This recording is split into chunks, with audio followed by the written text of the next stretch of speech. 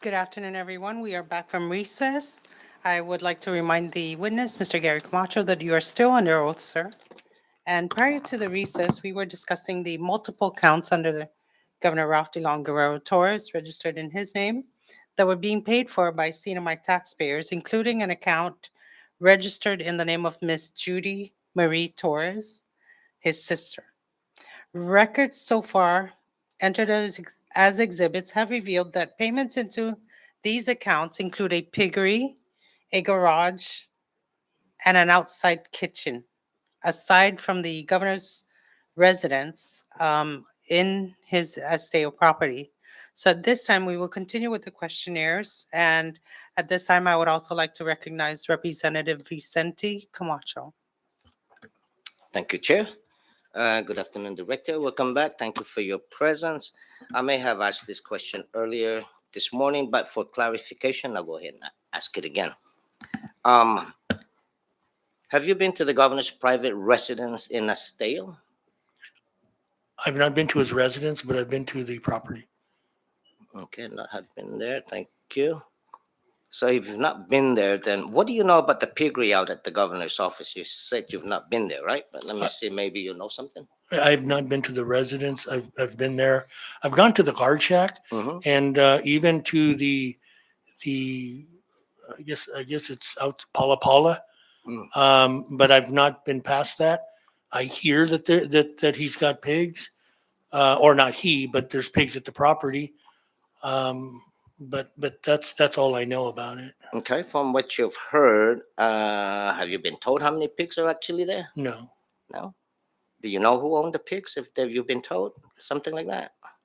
I've I've gone to under. I don't know who owns the pig, Okay. but recently, um, we've or not we've made an adjustment on the account based on a request by Governor Torrez back in November of 2019, when he called and said that the water usage seems to be extremely high. And again, I don't monitor accounts, but I did tell him that I will forward that to customer service.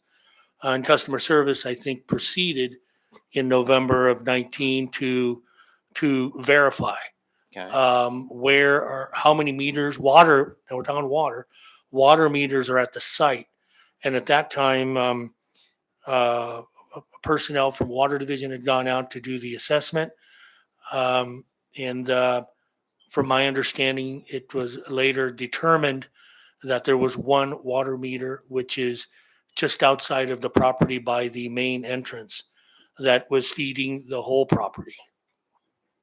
Okay, thank you for that. And that was our information to him. And then at that point, of course, um, he had made it clear to us that there was supposed to be nothing else other than his residence. And I told him, well, that's just the way the current system goes. Okay. And of course, he wanted to then separate usage from everybody else, which has since been the case. Okay, I have a thank question you to for that that. effect. Yes. You said the request was made by Governor Torres in November of 2019 for an adjustment.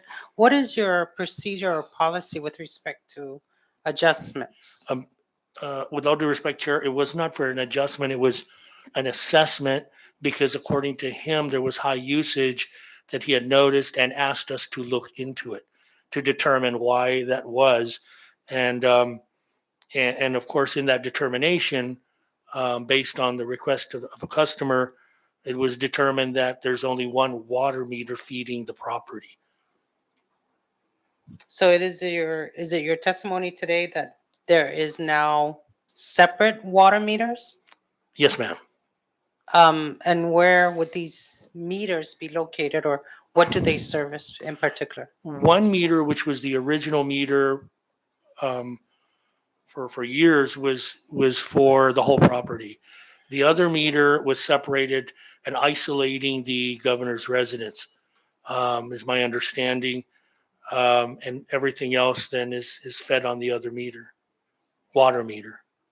And this occurred in November 2019. Is that correct? The request from the governor to review the property and determine kind of why that is, was in November. Do you recall when the meters were actually separated? Yes, there was an ongoing process dealing with the needed an application. Well, first of all, determination where to isolate, and then it had to get the rest of the whoever's using the rest of the water had to become a customer.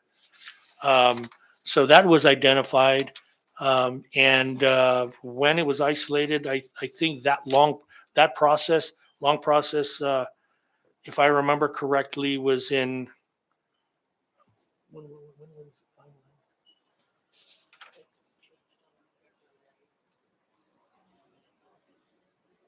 I think that's February 29th.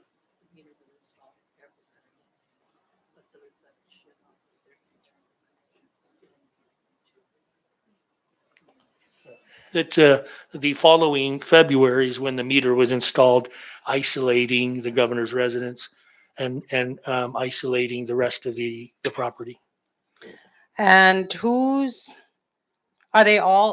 when you segregated the meters, whose account was put on the new meter that feeds to the piggery? And that is Mr. Joaquin Torrez. And who is Mr. Joaquin Torres? What's his relation to the governor? That is my understanding. That's his sibling.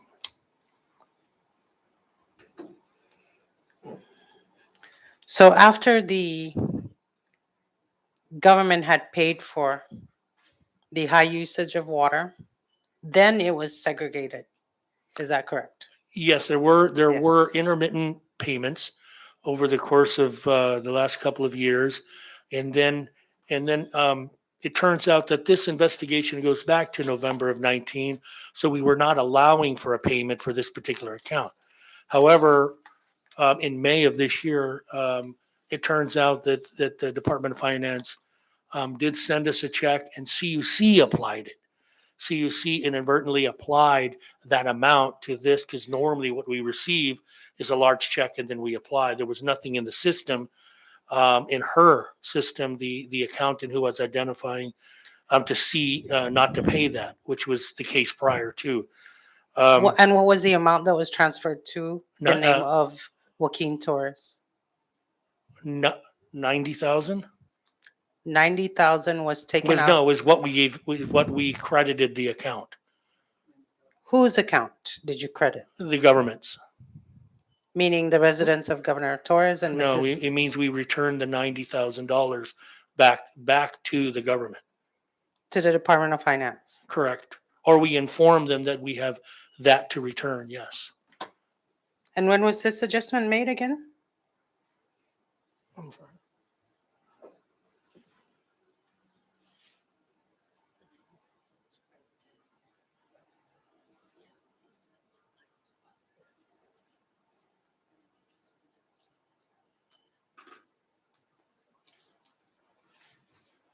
Okay, to answer your other question, Madam Chair, 11,000 was credited to Joaquin Torres. Debited, I'm sorry, to Joaquin Torres. And then the $90,000 was credited back to the government to be applied on other accounts. And when did the debit occur for Mr. Joaquin Torres? Just recent. 1 minute. Sure.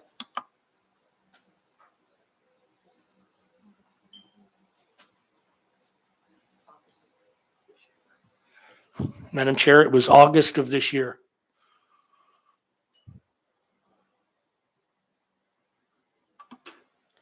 August of 2021. That's correct. Was that before or after the subpoena was issued to you for documents? After. And why would that be? Why would an adjustment made immediately after we issued a subpoena ducis tecum for all documents pertaining to Governor Ralph Torres and Diane Tadela Torres? Now, we've been working with Mr. Torres, Mr. Joaquin, to get this established for quite some time. It is only recently that he's actually made the payment required to open the account.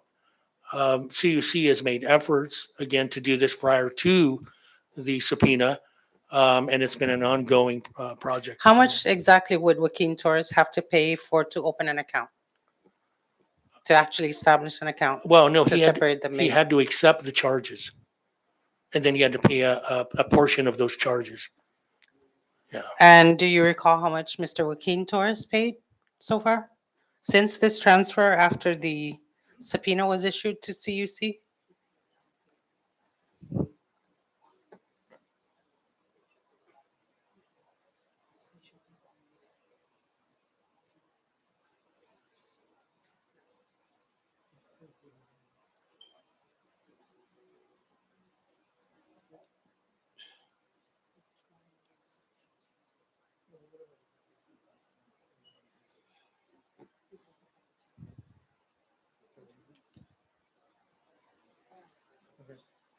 Madam Chair? Yes. Yeah, he paid for the security deposit. Which was how much? $30. So it took him over 2 years to pay $30 to establish an account. And then after the subpoena was issued to CUC, an account was established in the name of Joaquin Torres. Is that correct? It was the promissory note, my understanding. I mean, you can only get that information from Mr. Torres, but the $11,000 he had to obviously take responsibility for. Mhm. And in doing so, I mean, I don't know, I can't speak for him. But I guess that determination of affordability maybe had come at this time, because he had to sign a promissory note to pay that $11,000 in 1 year. Now, I don't know what his issues were, Madam Chair, but that's when he came to sign. Thank you.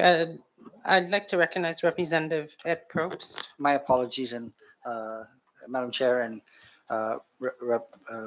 Camacho. I just wanted to clarify. So we're trying to follow along, and I'm trying to get this straight so we can get this correct. So Mr. Jack Torres is the brother of Governor Torres. Is that correct? That's my understanding. Yes. And he owns the piggery. I don't know who owns the piggery. Well, the piggery that's there, the meter that's paying for the water now is under his name. Is that Under Mr. Torres, yeah, Jack, yes. Mr. Jack? Yes. So we can assume from this that he is taking responsibility for paying for the water now. Is that correct? Yes, he is responsible for that account. Prior to the subpoena, prior to any of this, all the time that the piggery existed, and it includes dating back to some pretty extraordinary, outstanding water bill, a $16,000 water bill for 1 month, for example. This piggery existed. Is that correct? I think so. Yes. Okay. From this, it is our understanding that essentially it was the government was footing the bill for this piggery. Is that correct? It was under it was under the governor's account. Yes. Right, under the governor's account, which means that it ultimately was the government that was paying for the piggery. Yes, the payments that were coming in were applied to the usage off of that meter. Okay, I just wanted that clarification. Thank you. I yield. Now, if I may, again, just for clarification, in November of 2019, I was informed by the governor of that large usage, and if we can look into it and understand where that had transpired from and how to address it, Madam Chair. I'm sorry, real quick, Madam Chair. Do you have a copy of that email or letter? No, it was a phone call. It was a phone call, sir. But then customer service then started to look into it and start sending out some personnel to review and assess that property. We can. Could we have copies of that? The assessment that that was done and Sure. the results? Yes. Thank you. I yield.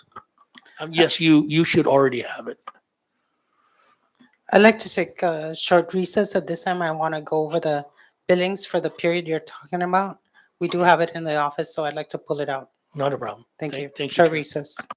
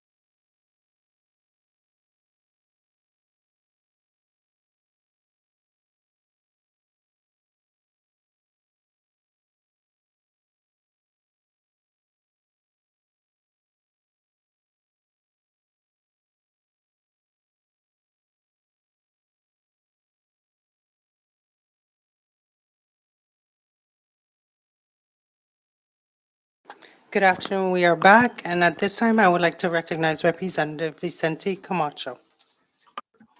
Thank you again, Chair. Now to continue on with my questions. Director, earlier I asked if you knew who owned the pigs, and you said you didn't. So obviously, after what you've said, the piggery is still there, correct? That is my understanding. Okay. Has there ever been any communications between the governor and CUC regarding the piggery on his property? I think so when it was when it was assessed to determine either electric or power use services. Okay, thank you for that. Is there a sewer system is in Esteo?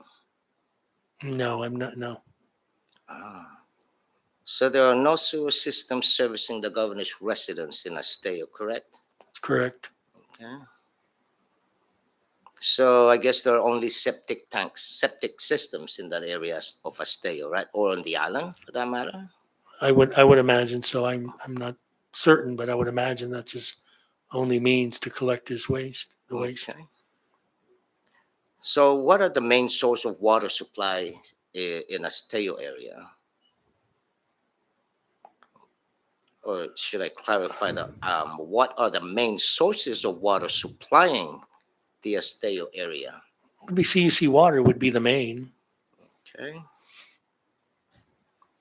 Do you know if there was a functioning wastewater system, management system for the period that was located in the governor's property in Esteo? Again, I'm not aware of the piggery itself. I Okay. mean, I'm aware that it exists through the documentation, but I'm not aware of its operation or anything like that. Okay. Would it be a concern to CUC if a large piggery lacks an adequate wastewater management system and is located in an area without a sewer system? Yes, that would be a concern for CUC and anybody, but that really the enforcement to that would be BCQ. That would be the enforcement for septic tanks. Okay, since you brought it up, are you aware that there have been DEQ inspections and notices in the record that the septic system serving the piggery at the governor's at Esteo residence were inadequate and failing? No, I'm not aware of any work by BCQ in that regard. Okay. All right. Cam, can you put up the exhibit, please?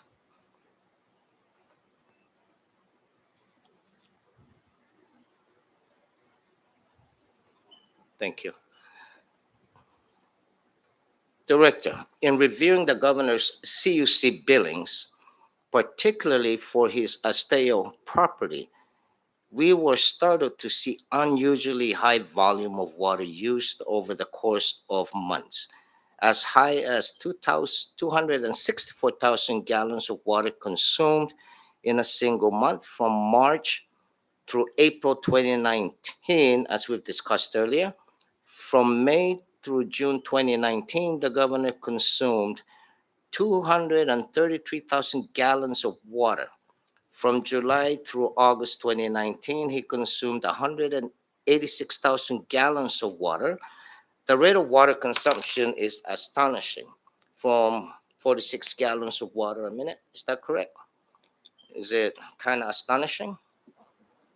This is a large volume, absolutely. Yeah, absolutely large.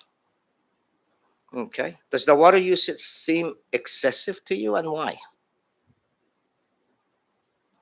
Yes, it does seem excessive. Yeah. And I guess the why is the fact that it is excessive. What can you tell us about this extraordinary water consumption for a single household?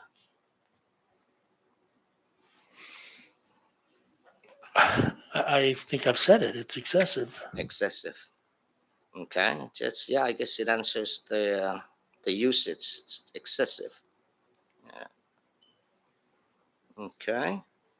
To what extent is this water consumption related to the piggery that was on the site? With all due respect, Congressman, I'm not aware of the operations of the piggery itself. Okay, but we do know that there is one. All right. Has there ever been any communications between CUC and Governor Torres regarding his water usage? Yes, I did mention earlier that in November of 2019, I did receive a call, and he raised his concern about the volume of water being used or registering on the meter immediately outside of his property. Okay. I have a question. Rep. Ben, may I? Please go ahead, Chair. So since November 2019, has there been any further communication from the governor regarding his water usage or his utility accounts? I'm sure he's communicated. You mean with utility in general or this water? Utility in general. I'm sure. I would imagine he's, because we had to stay in contact through the process of review and assessment to make a determination of what isn't going to be his bill and what will be his bill, and the whole isolation process Okay. being removed in applications submitted in 2019 by Mr. Jack Torrez, meter installed in February of 2020, and from May 6th forward is when Mr. Torres had paid his current billings, and then was the governor's office, our house, isolated, and then of course we needed to understand the average, and then the application at that point. Thank you. To your knowledge, is there a swimming pool in the Esteo property? I don't know. Thank you. You may proceed, Rep. Ben. Thank you, Chair. Did you or anyone at CUC ever flag these excessive water usage rates at the governor's residence at Esteo? I don't think we ever did. The bill was never an issue by the paying party. Um,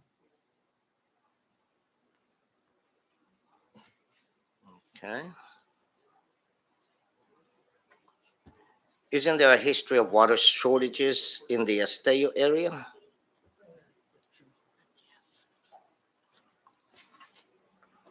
I'm sorry, Congressman. Isn't there a history of water shortages in the Esteo area? Yes, there are droughts affecting the island. Okay. But if I may, Congressman, just for sure. clarification, there was a work order issued to determine the operation of our meter, the functionality of our water meter, to determine whether it was right. So there was an understanding of the high usage by CUC, but upon assessment and determination, it was deemed that the meter is working fine, and that there are no complaints coming in from the paying parties. Thank you. I would like to recognize Rep. Ed Probst at this time. I apologize, madam. I was just saying I agree. Oh. I apologize. I'm sorry. You may proceed, Rep. Camacho. Thank you. So why wouldn't this one resident consuming more water in 1 month than an entire public school system for a year raise red flags for you or for anyone in CUC? As I mentioned, we did send out an inspector to review the functionality of the meter. It was determined to be fine, and CUC goes to the meter. We do not exceed the meter. I don't think you want me or anybody else in CUC going in and communicating to you as to why you're using certain commodity on their property. The paying parties did not raise any issues with CUC. Okay. Fair enough. Just for the record, I'd like to refer to the screen at this time. Here is a graph of the governor's water consumption in 1 month, totaling nearly 16,000, compared to Marianas High School, the largest populace of students in our high school here in the CNMI, and their average or their annual consumption is even less than the governor's consumption in 1 month. I just wanted the record to reflect that. You may proceed, Rep. Camacho. Thank you. It is our understanding that sometimes in January 2020, a separate water meter was eventually installed at the Esteo property specifically for the piggery on Governor Torres's property. Can you confirm this? I'm sorry, can you repeat the question, Congressman? My apologies. Okay. It is our understanding that sometime in January 2020, a separate water meter was eventually installed at the Esteo property specifically for the piggery on Governor Torres's property. Can you confirm that? The meter was installed in May of 2020. I don't know if that's, or February of 2020, my apologies. And I'm not certain if it was specifically for a piggery. I think it involved other areas. It just was supposed to capture everything outside of the the governor's residence. To your knowledge, since February of 2020, when this meter was installed, has the CNMI government been paying for this meter? No, no, you mean the new meter? Yes. The new meter, no, it has been paid by the customer who's been paying the monthly usage since May of 2020.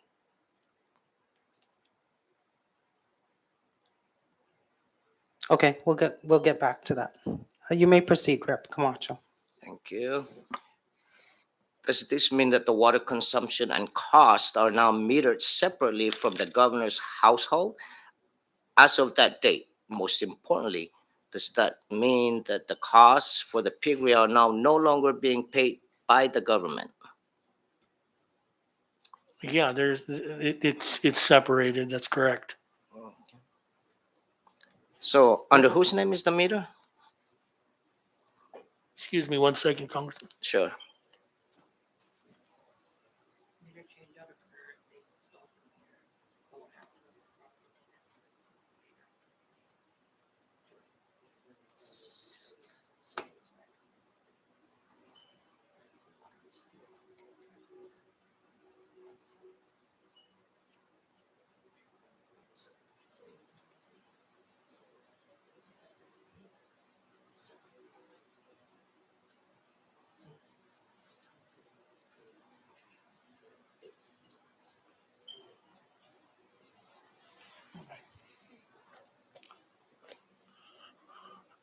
Yeah, just for clarification, Madam Chair, the governor's bill was being charged for the whole property up until May May of of- 2020. Okay. And then from that point forward is when the separation. This is because the other meter had already been installed in February. However, the internal piping from where the meter is set, as you know, as I mentioned earlier, we go to the meter and stop at the meter, had to be modified after the meter to make that separation. Okay. So why was this committee not provided with that information?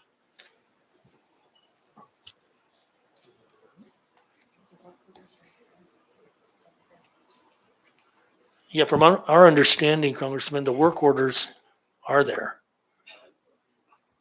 Okay. Yeah, work orders, right? Work orders, all right. Work orders to separate the meter? Is that Yes, yes. not in the records you provided, just so you know. Also, you stated that February of 2020, the meter was installed for the new account under Jack Torres, of which $11,000 was transferred from Governor Ralph Torres's account to this new meter under Jack Torres. And you said this has been under review for the last 2 years, at least since 2019. Is that correct?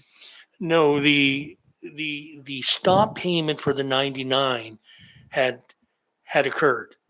Now, the process to separate the meter was critical to do, and then the process to determine the amount that's going to be billed to the governor that took some months, quite some time to be able to get an average to apply, because we were going to go back on a few After months. 2019, the communication from Governor Torres, is that correct? That's correct.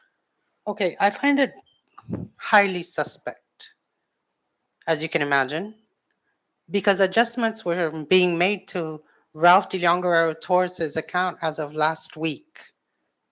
However, you're sitting here in front of us claiming that these adjustments were happening since 2019, 2020 even, when the meter was installed. Rep. Camacho, you may proceed. Okay. So what prompted the installation of the new meters? The new meter. Mhm. The new Or meter new was meter, prompted excuse obviously me. by Governor Torres's inquiry and his request to separate the billings inside the property. And just to be clear again, that was made in May of 2020 when the new account was established by Mr. Jack Torres. Is that correct? That is correct. Thank you. That is correct. And the difference was applied, but again, as I mentioned before lunch, that the customer had to accept those charges. So CUC has been in communication with the individual for quite some time, but he has to accept those charges. The 11,000, although he was paying month to month. So out of curiosity, what if he never accepted? Then What would that- then happen? I don't know. I mean, we'll have to look into that, but technically It would remain in Governor Ralph Torres's name. Is that correct? probably so, but Okay. but technically we have to get him to accept it, which he has since. Okay, thank you. Yeah. Rep. Camacho, you may proceed. Okay, thank you. So just for clarification on my last question, who requested the new meter and when was the request made? The application was submitted in December of 2019 by Mr. Jack Torres. Thank you. 2019, yeah. Okay, thank you for that. I yield for now, Chair. Thank you. Thank you, Rep. Camacho. At this time, I would like to recognize Representative Ed Probst. Thank you. Thank you, Madam Chair. And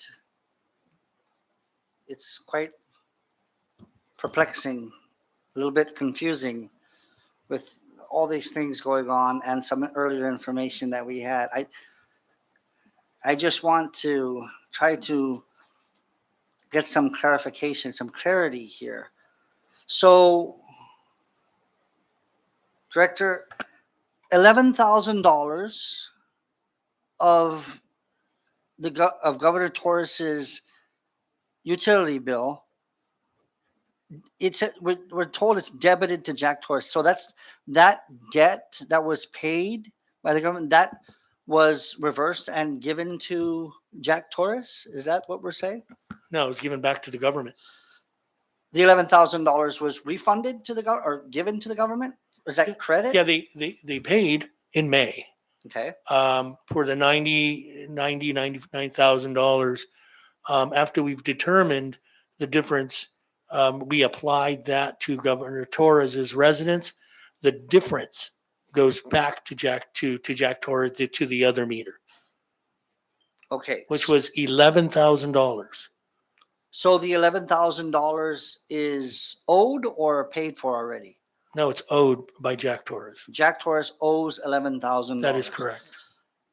Over all these years that he has operated a piggery in the Esteo Estates, the total that he owes is $11,000. Is that correct? That is correct. So just for some clarity, we know that Governor Torres does not operate a resort. We know that it's a residential household. We know, well, from perhaps we don't know. It was asked earlier if you know if he has a swimming pool, but you do not know that, right? No, I do not. Right. The question here, if after all those years of having these excessive bills and everything, and then you mentioned earlier that they had that you said that the meter was checked and it turned out it was working fine. Is that correct? That is correct. So the meter is okay, right? That's correct. So even with his complaint dating back from November 2019 of about excessive billing or that is high, it's not the meter's fault, right? There's not, the meter is accurate. That's correct. Correct. And through this work order or assessment, there was no determination of massive leaks, correct? We were never informed. That's correct. Right. I know up to the meter, there were no massive leaks. So, but the payments were made in good faith, again, I know they were late, but nonetheless, it was paid in full recently. The $99,000 rather that was owed was paid in full. Is that correct? Yes, CUC did charge that amount. Okay. And then was a check issued to CUC to pay that $99,000? That was part of many other accounts. It was a large check. Do you know if that was paid through by ARPA funding? I don't think so, no. And So- I'm not sure, but that's, again, you need to go to the paying party for that information. Okay, thank you. So here's what is most confusing, not just to me and the chair and my colleagues, but probably to everybody that is probably watching, is that there were months, and as this graph shows right up here, Manus High School, the biggest high school in the Commonwealth, 1 year, monthly, their water charges is comparative to 1 month of water usage for Governor Torrez at $16,000. And yes, you had admitted that it is excessive. I think everybody can say it's excessive. But why is Jack Torres, who owns the piggery, only paying $11,000? Because the $90,000 was government rate. What he's being charged is residential, and it's the same volume, but it's a different rate. Therefore, a different total. Okay, but nonetheless, the consumption, the amount that is utilized, this $11,000 is only is this only dating back from May 2020 moving forward, when the meter was finally in operation? Or? No, it is my understanding that it goes back to October 18 or February of 19. February of 2019? No, yeah, 2019, that's correct. February of 2019. So Jack Torres has been responsible for paying for the piggery, the water, all this time from February 2019 till now, and the total amount is $11,000. That was the outstanding. Mr. Torres has been paying the monthly usage since May of 20. Okay. We're going to have to come back to this for some more clarity, and Madam Chair, because these figures, first of all, it's astounding that Governor Torres would get a $16,000 bill in a month, and then the brother who owns the piggery would only pay a total of $11,000. So again, we can because of the limited amount of time, I'll yield for now. Thank you. Thank you. I have, Sorry, one yes, last. Rep. Probst. Director, my apologies. For this, for the meter and everything, did Jack Torres pay for is there piping involved, manpower, all these charges that are associated with this? Who pays for these charges? Yes, sir. He paid $35 and then a down payment of $500 moving forward, but he did pay for installation. So that was the installation fee for this new meter. $135. $135. Correct. Plus $500 for a down payment for the outstanding, and then he has 1 year to pay. So he's paying it on time. That's tantamount to a promissory note. Is that correct? That is correct, Okay. Madam Chair. I yield. Thank you. Thank you. I have questions myself. Who paid for the connection of this new meter? Mr. Jack Torres? Yes, ma'am. And that's included in the $135? That is correct. Okay. Now, just for your understanding, and we go up to the meter when you install the meter. Anything after would be the consumer. I'm sorry, come again? We install the meter. Mhm. Anything after, any piping to the meter would be the responsibility of the consumer. Okay. Yeah. And you mentioned earlier that the 11,000 is charged at a residential rate. Is that correct? Yes, ma'am. Okay, and why would he be charged a residential rate? This is a commercial piggery. The application came in as a residential. I don't Okay. know if it's, I don't know. Okay. But my understanding is the rate is the same for commercial. Okay, Yeah. thank you. One moment. What is the reason for the $90,000 adjustment to Governor Ralph Torres's account? Because we determined that the usage was obviously excessive and not part of the government usage by Mr. Torres. So we had to isolate that And how would you know that it is not part of his usage? because we've taken the average, once we isolated, taken the average of X amount of months and then created or determined the difference. And who made the adjustment? The Our- $90,000 adjustment to Governor Ralph Torres's account? Our accounting department. Do you know who exactly? Well, it would be channeled. Who's out? Who's this out? Oh. Elizabeth John. Elizabeth John. That is correct. And why would there be a $90,000 adjustment to Governor Ralph Torres's account if there was no leak determined?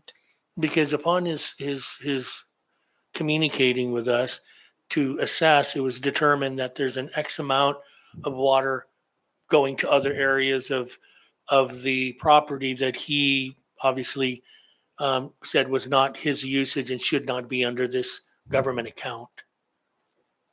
So who would pay for that 90,000? This excess water. If I had, I'm trying to think of this in terms of my property. If I had excess usage or excess, billing reported on my CUC bill, who would pay for that? Normally, CUC would have the account holder responsible for this. That is correct.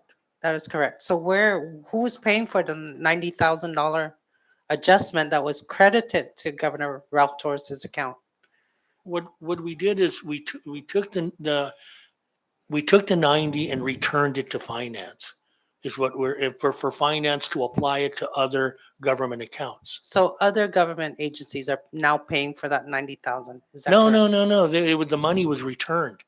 It could be applied to other billings In the government. in the government. That's correct. Okay. Why would there be a need suddenly for Mr. Jack Torres to start, being responsible for this piggery account that was on the governor's property? He never complained of it. There was never, to your knowledge, was there anybody who physically came to CUC to make this complaint or to request for an assessment? No. I just received a call, Madam Chair. And is that the common practice of CUC? No, not necessarily. But I have done that. Gone out there when someone has a complaint, and I want to take care of it as quickly as possible, or review it and understand it. This was obviously very excessive, and then of course initiated the work orders to understand it a little bit. Okay. We will proceed at this time. Rep. Donald Manglonia, are you online? Yes. Okay, at this time, I Thank will you, Chair. recognize Representative Donald Manglonia. Thank you, Chair, and good afternoon. And thank you for coming in, Director Gary. But before I move on with my questions, which relate to the installation and relocation process, can you guys hear me okay? Yes, sir. All right, thank you. So the first question I have is just to get a better understanding, what would be the difference between a CUC order for installation versus a CUC order for relocation?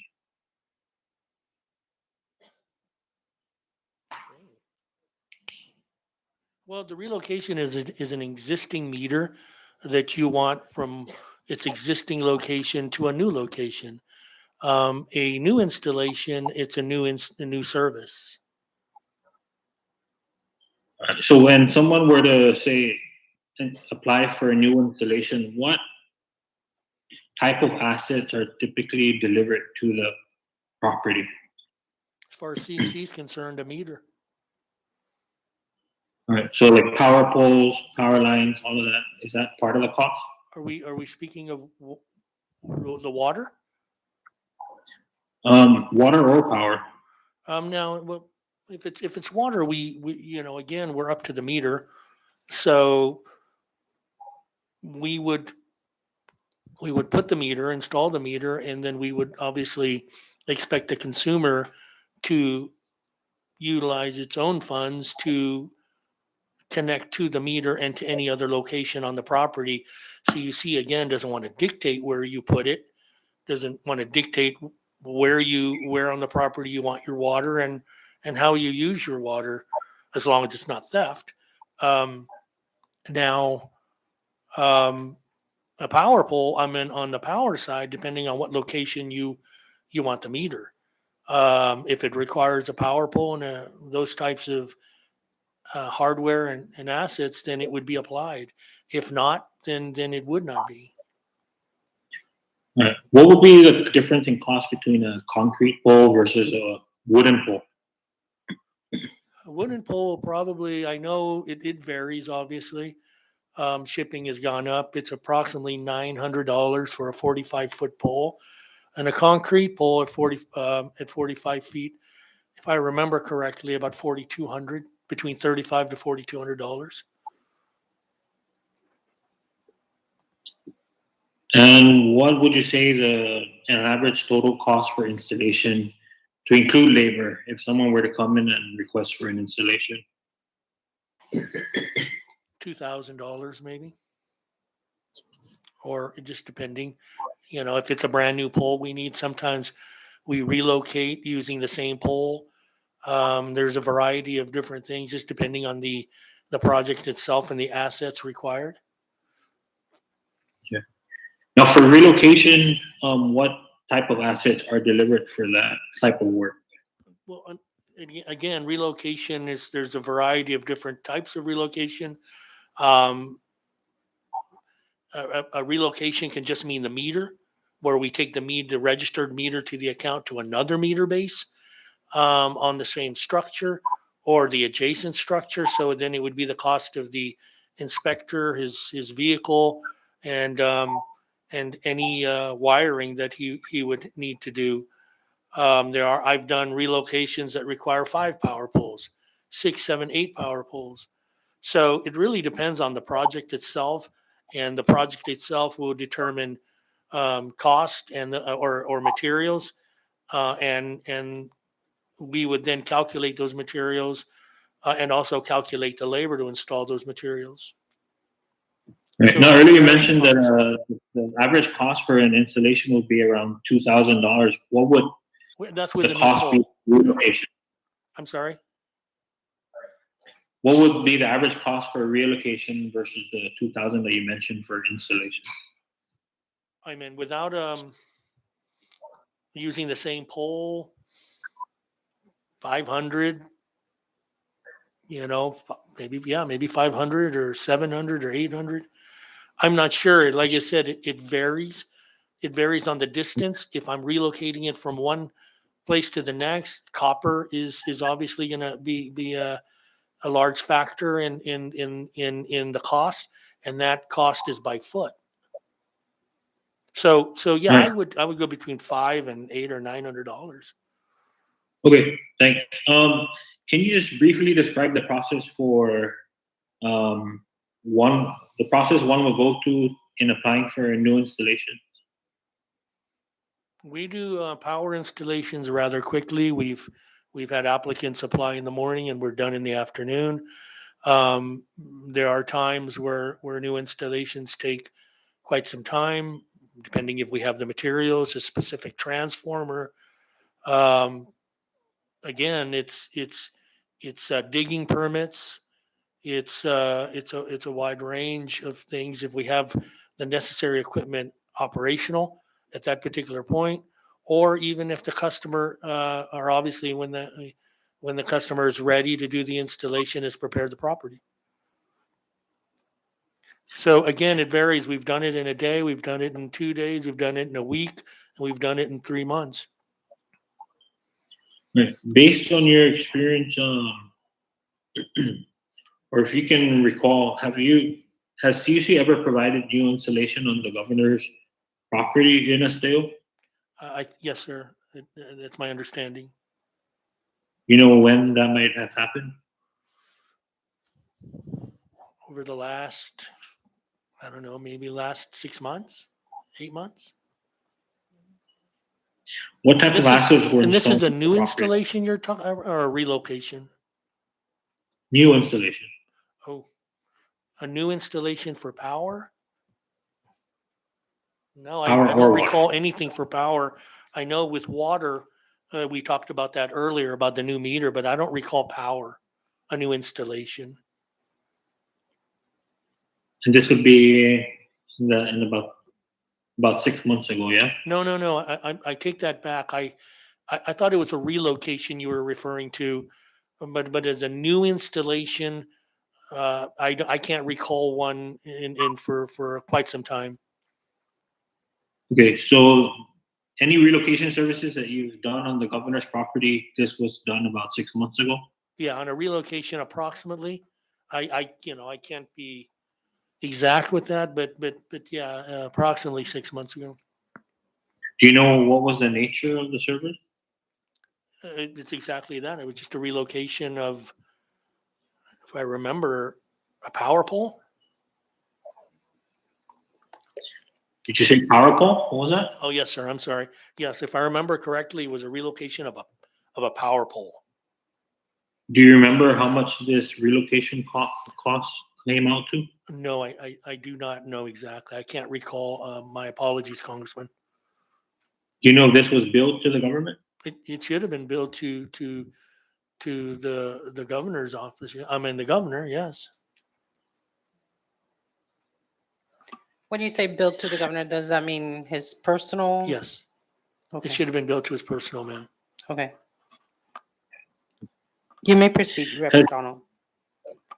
Thank you, Chair. Has CUC ever discounted the value of the resources and assets that were provided to the governor's property in Esteo?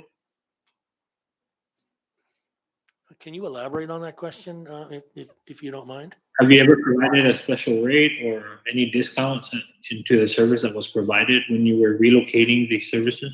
No. I don't prepare them. The documentation is prepared for me, or not for me, but for the customer. I'm not at all involved in that. And who would prepare those assessments Uh, for re- relocation or new installation? It would be under the division manager, Lee Lieto. What was the name? I'm sorry. Lee Lieto. Lee He's Lieto, our power manager. power manager. Okay. And I think further to the question that Representative Donald Magnolia asked, I guess what we're trying to get at is, has CUC ever done an actual installation but devalued it to the value of a relocation? No. No, The okay. relocation was a relocation. Okay, There has been no installation of new service. There shouldn't be because I'm not aware of that. okay, But there should not be. Yes. okay, fair enough. You may proceed, Rep. Magnolia. Thank you. What is a policy for CUC assets that are installed or relocated to private properties of the governors or lieutenant governors once they leave office? Okay, so I'm sorry. Can you repeat the question? What is CUC's policy for any government CUC assets that are installed on private properties of governors or lieutenant governors once they leave office?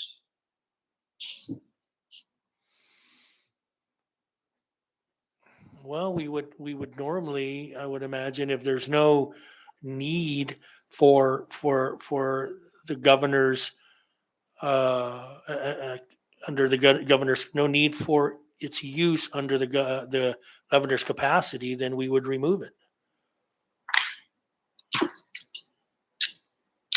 Like I would be inclined to think that the guardhouse would be removed if he was no longer the governor. But is that a policy with CUC in regards to retrieving I've back never its asset? No, I've never seen that policy. That's just something that we follow the capacity. Thank you, Oh, Director. hold on one Madam second. Chair, One second, Congressman. yes.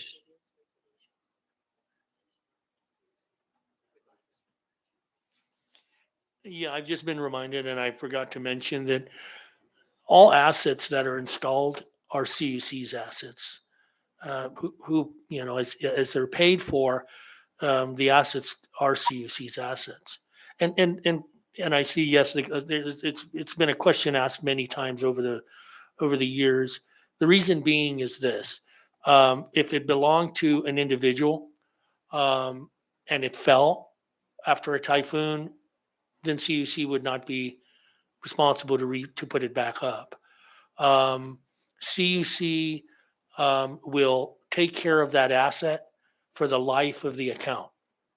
If it falls multiple times in any typhoon, or if it deteriorates through termites or anything else, or vehicular accident, CUC would replace it. And you've probably seen that, maybe experienced that over the years, that CUC comes out in the middle of the night to change a transformer or change a power pole, and or weekends. So technically CUC is just replacing its own assets. Yes. To your knowledge, All as far as the governor's estate or property is concerned, are there concrete poles or wooden poles? Wooden poles, if I remember correctly. Like I said, I'm not there very often, but I don't recall ever seeing or hearing a concrete pole was there. Okay, thank you. Rep. Donald, do you have any further questions? Thank you, Madam Chair. Thank you, Director. I yield. Thank you, sir. Thank you. At this time, I believe Representative Ed Probst had some clarifying questions. Thank you, Madam Chair. I want to just circle back to the $90,000 that we discussed earlier. So again, I'm trying to make sense of this, and forgive me if I'm not getting it, but I hope to get it. So, Director, the $90,000 that that was paid, part of the $99,000, $90,000 was taken back. Is that correct? And it is now being utilized for other government agencies. Is that correct? Or can be utilized for that? Okay, that's correct. Okay. Yes, correct. Now, I'm trying to understand this, because we already know that the meter was fine, right? Correct. There were no leaks ever found or determined in his property. Is that correct? I don't know. We stop at the meter. Okay. Well, exactly. And I'm speaking from experience from my property and my father's experience, and several of my constituents who I helped in the past. So walk me through this and help me out a little bit.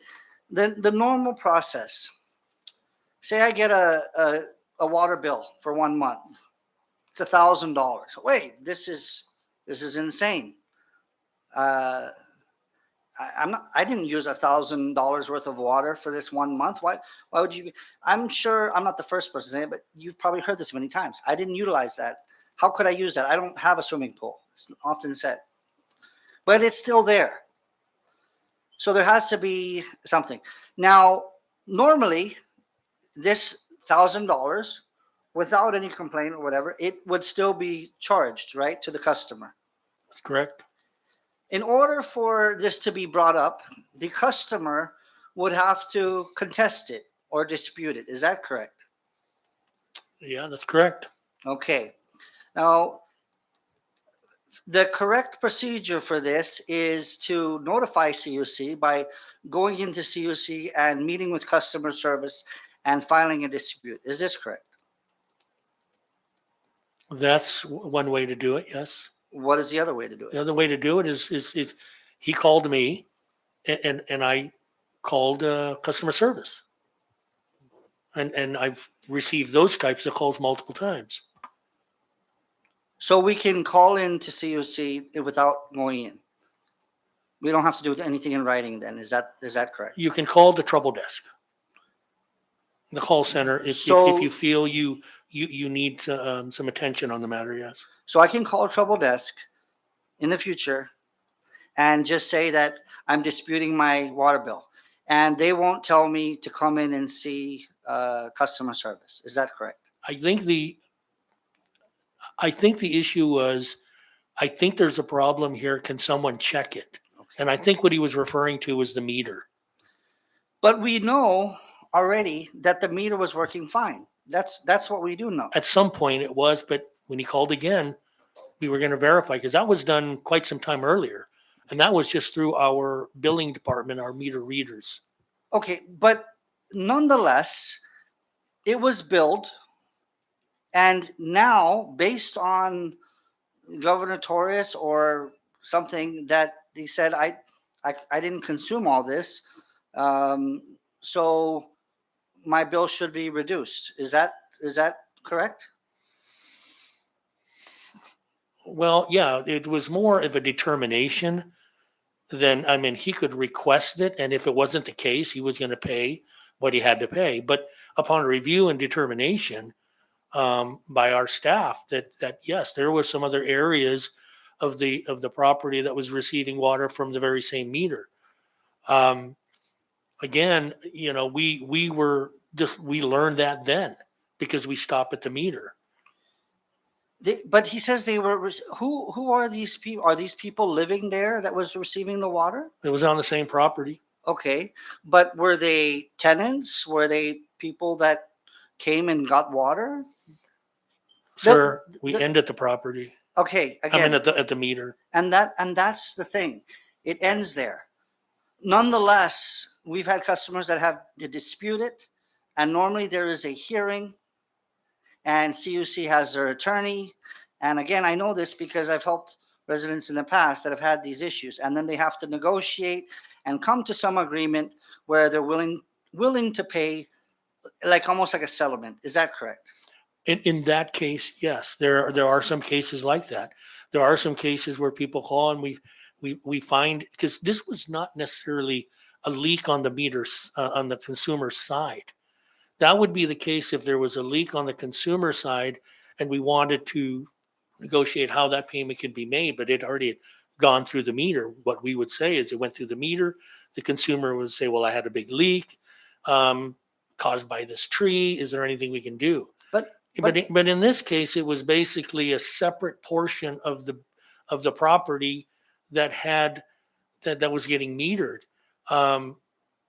Frankly, somebody should have informed that whatever the charges were should have had an issue with it. But this was consumed. This amount was consumed nonetheless.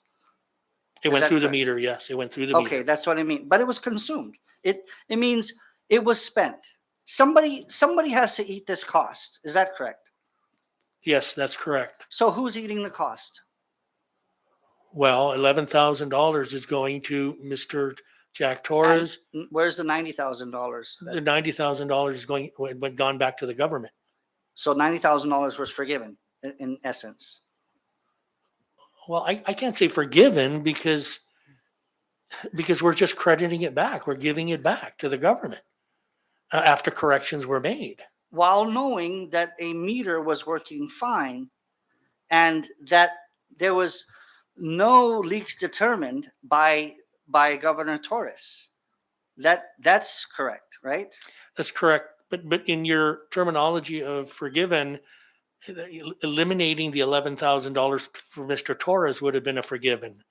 We're applying it to Mr. Torres for every gallon that was produced and provided for the $90,000 and the $90,000 returned to the government. The $90,000 nonetheless is being returned. If I give you $90 and I take it back, right?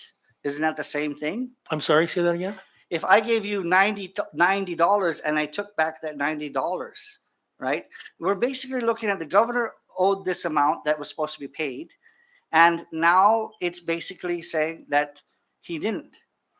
Yeah, it's So- like your example, you give me $100, you give me $100 and I give you 90 back because I only charged you for $10. You gave me $90 extra, or you gave me $100 for a $10 charge. But and if I'm that gonna give you service back was the already 90. spent, Yes, but it was that's but it what was we're looking at. applied over to Mr. Torres.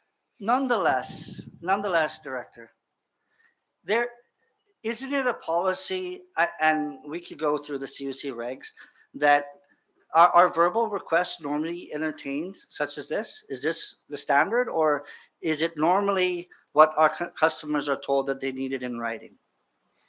Because I know from when customers have disputed their bill, they couldn't just get it on a phone and call Trouble Desk, because if they did, they were told, you have to come down here and meet with a customer service representative. So is the governor getting preferential treatment here? You know, there are customers that under these types of situations, because I don't know, maybe he thought there was a problem on his side, leaks. I'm not sure what he was thinking, but the idea was to verify whether this meter was working. And Now, don't get me wrong, I would prefer And- that everybody come down to CUC if they can and discuss the matter with CUC. Director, I think what really, and I'll move on, Madam Chair, again, I know we're pressed for time, forgive me. But what is really, what's unsettling is the fact this determination that $90,000, he actually does not owe it, and therefore we will use that money and give it back to the government to pay for another account. Of course, we'd all like those savings, but at the end of the day, that meter recorded that usage. You cannot take that back. And that's what's happened to many customers. I give you, my father had a bill that he had for water. And I told my dad, we will go through motion and we will dispute it. And I think I did send a letter. Yes, I did send a letter, and my dad has a copy of it. Nonetheless, it came back on his next statement, and he was told to pay. My dad went ahead and paid for it, even though we knew that something was wrong. But there was the fact that in order for that to happen, there would have had to been the dispute and the hearing and everything, which I explained to my dad. My dad said, forget it. I'm not going to go through the whole process. He went ahead and paid for it. In this case, the governor is basically absolved of $90,000. That's how I look at it. And I wanted to state that for the record. So if we can move on, thank you. I have one question. When was the $90,000 returned to finance? It's what it is how the relationship works is we tell finance that this money is not going to be applied. And if there's any other account they want us to apply it to. So technically, you still have the 90,000. Just an adjustment was made Correct. to governor's. Correct, but account. they've been informed. There's a correspondence on email, and what we're doing now is waiting for them to determine where they would like this to be applied to. Okay, so once that adjustment is made into Governor Torres's account, assuming, let's say he had a bill of, let's say, 80,000 and, or rather 90,000, and then it was paid 99,000 in May. So there's a credit balance, right? Same thing with the adjustment. When you adjust the account, there's going to be a credit balance on his account. Governor Torres, is that correct? For the amount of 90,000, the amount that you're saying will be given back to finance and to be applied to other government accounts. Is Yeah, that correct? That's There the will be a credit balance. Yeah, that'll be the difference. What he's going to be paying for is his usage based on the average that's been isolated to that meter. So with this credit balance, does that mean that Governor Torres will no longer pay until that credit balance is used up? No, he has to pay his monthly bill. Well, Or- there's or a the credit government. balance Yeah. of 90,000, No, right? no, that can be applied to any other government account. Yeah.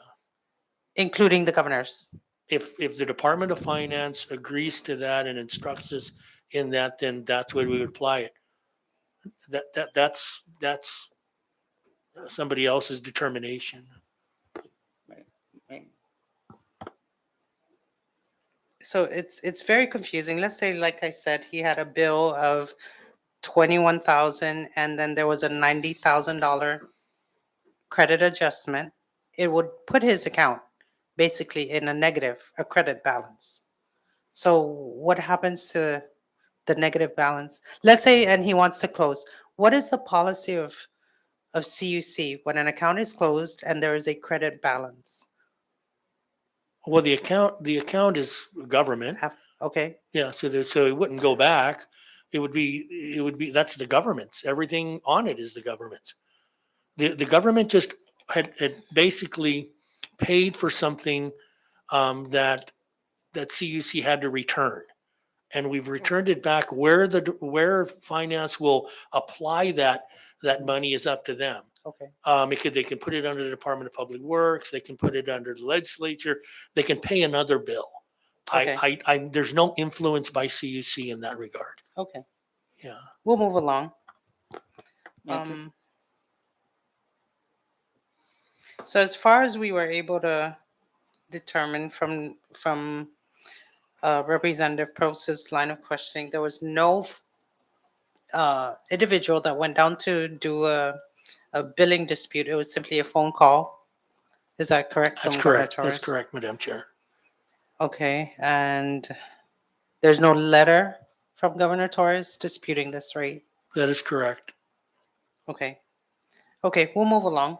At this time, I will recognize Representative Ed Probst. Thank you. And before I move on to the next subject, Director, because this is an investigation of the governor, it is critical that we get copies of the documents for the adjustments made back for this $90,000. Can that be provided to this body as soon as possible? Absolutely, Congressman, absolutely. Thank you. And we would like, yes, the documents very soon.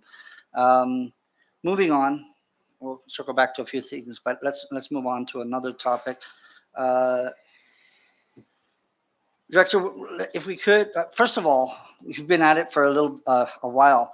Would you like to take a 5-minute break to stretch out or anything? No, I'm fine. Are you Thank sure? Yes, Do I'm you fine. need Thank water or anything? you. Right here. Okay. Thank you. And just so that we know, because I know you've been referring back, it's good to know that you have a part of your team here. Would you mind just introducing who's Yes. with you today? Yes, this is my Chief of Administration, Betty Terlahi, and this is our Customer Service Supervisor, Shani Cabrera. Thank you both for being here, and we Many appreciate others your wanted time. to come also, but I'm sure they're always welcome. I know, and they know that. Thank you, Director. All right, moving on. I'd like to get into a little bit about the procurement process at CUC. If you're procuring something for an item, and you can help me out here again. Is the first step, if you're going to get a particular item, what is the first? Is it a purchase requisition voucher? Is that That's yes. Well, the need, okay? and You then justify as the far need. as the need, and then you would then justify that through a voucher. Okay, it's called. Is it called a purchase requisition voucher? Is that Yes, Okay. sir, it is. okay? And then after the purchase requisition voucher is done, a purchase order is issued. Is that like Well, quotations quotations? So at you times, yeah, quotes. on a normal process, yes, and then a PO. Okay, then a PO. Okay, and then an invoice from the vendor. That's Is that- correct. Is necessary, right?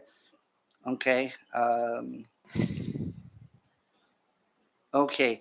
So who must sign off on the purchase requisition vouchers? Division manager or supervisor. Okay. Anybody else? That's depending on, that's where it's coming from. Okay. At this point, if Cam, if you could pull up the next exhibit, what number is that exhibit? 63. Okay, thank you, Cam. Okay. Director, you see that before you? Yes, sir. Okay, that's correct. Okay, this is a purchase, as we can see, a requisition voucher. And it is for the amount of, can we look at the amount? Just to make sure this is the correct document. $287.98. Is that Okay. that correct amount? Okay, That is correct. okay. Uh, This particular document that is being exhibited right now, why was this purchase requisition justified after the fact? Does it mean that it did not go through the normal procurement process? That is correct. Why did the budget officer and the CFO not sign off on this document?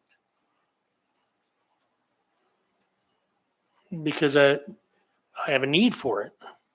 And if I have a need for it and I need to move quickly on it to get the equipment and the materials onto the project site, then sure. So their signatures are not There required. there are times in requisition vouchers that I sign. There's times that I don't sign. Um, So- and at this amount, I knew we had the dollar amount. Okay, thank you. And do you know what this purchase order or requisition is for? Yes, it's for the generator at the governor's official residence. Okay, at the governor's residence, correct. Okay. Now, did you authorize the use of COC funds for these batteries? Yes, sir. Okay. Was this for the governor's generator at his house? Yes, Okay. And have you seen this generator? I did see it once. Yes. Okay. What kind of generator is this? I don't know the make model. I was just there for a few minutes and left. When you looked at it, is it an old generator? Is it a new generator? It was housed, so I've seen old generators look real good as long as their Okay. environment's controlled, All right. and I've seen some new ones look real bad So this generator was for his house, for his residence. is for that his correct? residents. Yes, sir. Okay. And why was this purchase necessary? To get the generator working. Okay. But why did you purchase utilizing CUC funds to purchase batteries for the governor's generator at his house? Because I was asked by the governor's office or governor's rep, I received a phone call, and that phone call says that the governor would like to have me look at that generator Mhm. because, of course, he's doing a lot of business. I mean, not business, but yeah, a lot of business at home, particularly at that time because of COVID-19. That was the time that it was really getting extremely serious. So wanted somebody to go and look at it and try to get this generator up. Was this a personal generator? I don't know. I do not know. Did you direct Richard Cano to make this request? Yes, sir. Okay. Richard Cano is well versed on generators, and he would be the best person to apply to this particular job. And I did meet with him, and he did verify that. So did the governor instruct you? Did he call you and ask for these new batteries? I don't know, not the batteries. He had no idea about the batteries. He had no idea what was the problem with the generator. Okay. It just wasn't functioning. Have you ever directed CUC staff to repair or maintain the generator at the governor's private residence? Yes, I have. Okay. Were these workers, these professionals, were they from the power plant? Yes, sir. Okay. Were they on working hours? Yes. Yes, they were. Okay. And under what authority did you state that the governor's generator at his house should be utilized, should be repaired by staff at COC? By sorry, these these repairs done by CUC employees during working hours? The governor had governors, I think it was his rep that called and asked me to send someone there to repair that unit. And of course, being the governor's official residence that I was informed, I sent somebody, or I sent the right people that had the capability of repairing it, assessing it first, and then hopefully, there's always no guarantee in these things, and repairing it. But they did repair it. Okay, yeah, they did. They spent considerable time on this. Is that correct? Well, if they spent all the time they needed They to also make the repair, they also fixed the automatic transfer switch. Is that correct? which is part of the gen set. Correct. How much do you think the cost would be for the time invested by these professionals to work on it, including we do know the batteries cost $300, almost, sorry, $287. How many men did it take, or workers did it take to fix this generator, and how long? I'm not sure of that. Do you have these gentlemen working on other residences, other residential generators at other homes? On an official capacity, yes, I've sent them here. I've sent them to PSS. I've sent them to the hospital. sorry. Not maybe Not these not very to same government, people. sir. I meant to a personal residence. Okay, my understanding, with all due respect, Congressman, and the is that this was the official residence of the governor. That's all I can say. That's what I was informed. That this is the official residence of the governor. Therefore, we should use CUC workers and also use a purchase requisition to pay for the governor's generator's battery. Is that correct? As I said, it's my understanding that this is the official governor's residence. I have one question. Does the lieutenant governor get any similar treatment like the governor? Whereas if he requested for his generator to be fixed, that CUC would also pay for his, the personnel, the materials needed, the equipment. Is that something you He can talk about? mentioned previously that he's never had a need, but if he ever had a need and he called me, then I would send it to his government lieutenant governor's home, official lieutenant governor's home. Thank you. May I continue? You may proceed. Thank you. Director, Yes, sir. have you sent CUC workers after normal hours to work or repair his generator? Yes, sir, I have. Okay. So what prompted CUC to know that it needed new batteries and a new automatic transfer switch and other repairs to this broken generator? That was from the phone call that you received from his staff? No, not at all. It's the assessment at the time when the gentlemen go to the residence, of course, and you never know what's the problem of a generator. Could be Well- a number of things. It's then determined at that time of the assessment. But what's most puzzling, and I'm still trying to understand this, is that the governor does have an expense account. Is that correct? I don't know that, sir. Well, every government has some sort of account. So why didn't the governor simply, I mean, he has so many contacts and everything. Why did he have to go to you as director and go to CUC to purchase new batteries and to fix his broken generator at his house when he could have easily had his office issue a PO and make the purchases And there are several companies that repair generators on island. Why did he not utilize a private company? Why did he utilize CUC? We already understand how hardworking the men are. And now they're being redirected from the power plant, which is always has all kinds of problems. We know how old it is, to go up to the governor's private residence to fix his personal generator so that he could have a working generator.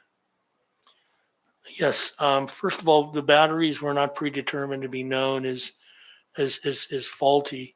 That was determined at the time of the assessment.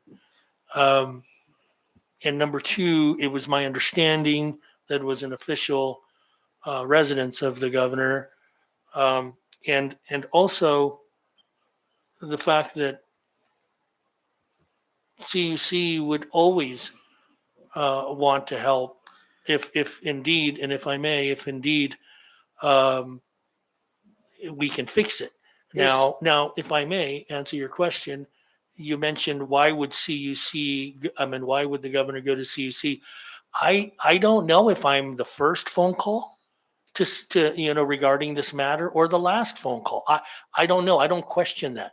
I don't question whether he's reviewed and communicated to other parties.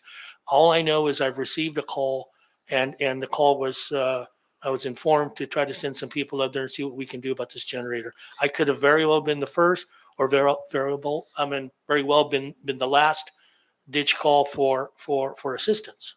But why is CUC responsible for this expense? That is clearly not. First of all, is not the governor a customer? Whether it's the government is paying for it or not, is he not a customer? Yes, and the governor has always made it clear that he would take care of this, and I don't know if it was through his office or if it's through his personal, but it was always just get me some assistance here. I need it bad, and I'll pay for it later. Has he paid for it yet? No. Exactly. Moving on.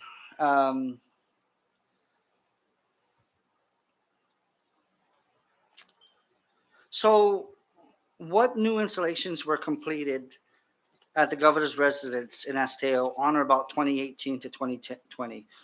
Were there any new installations put in aside from the new meters? Was there anything else?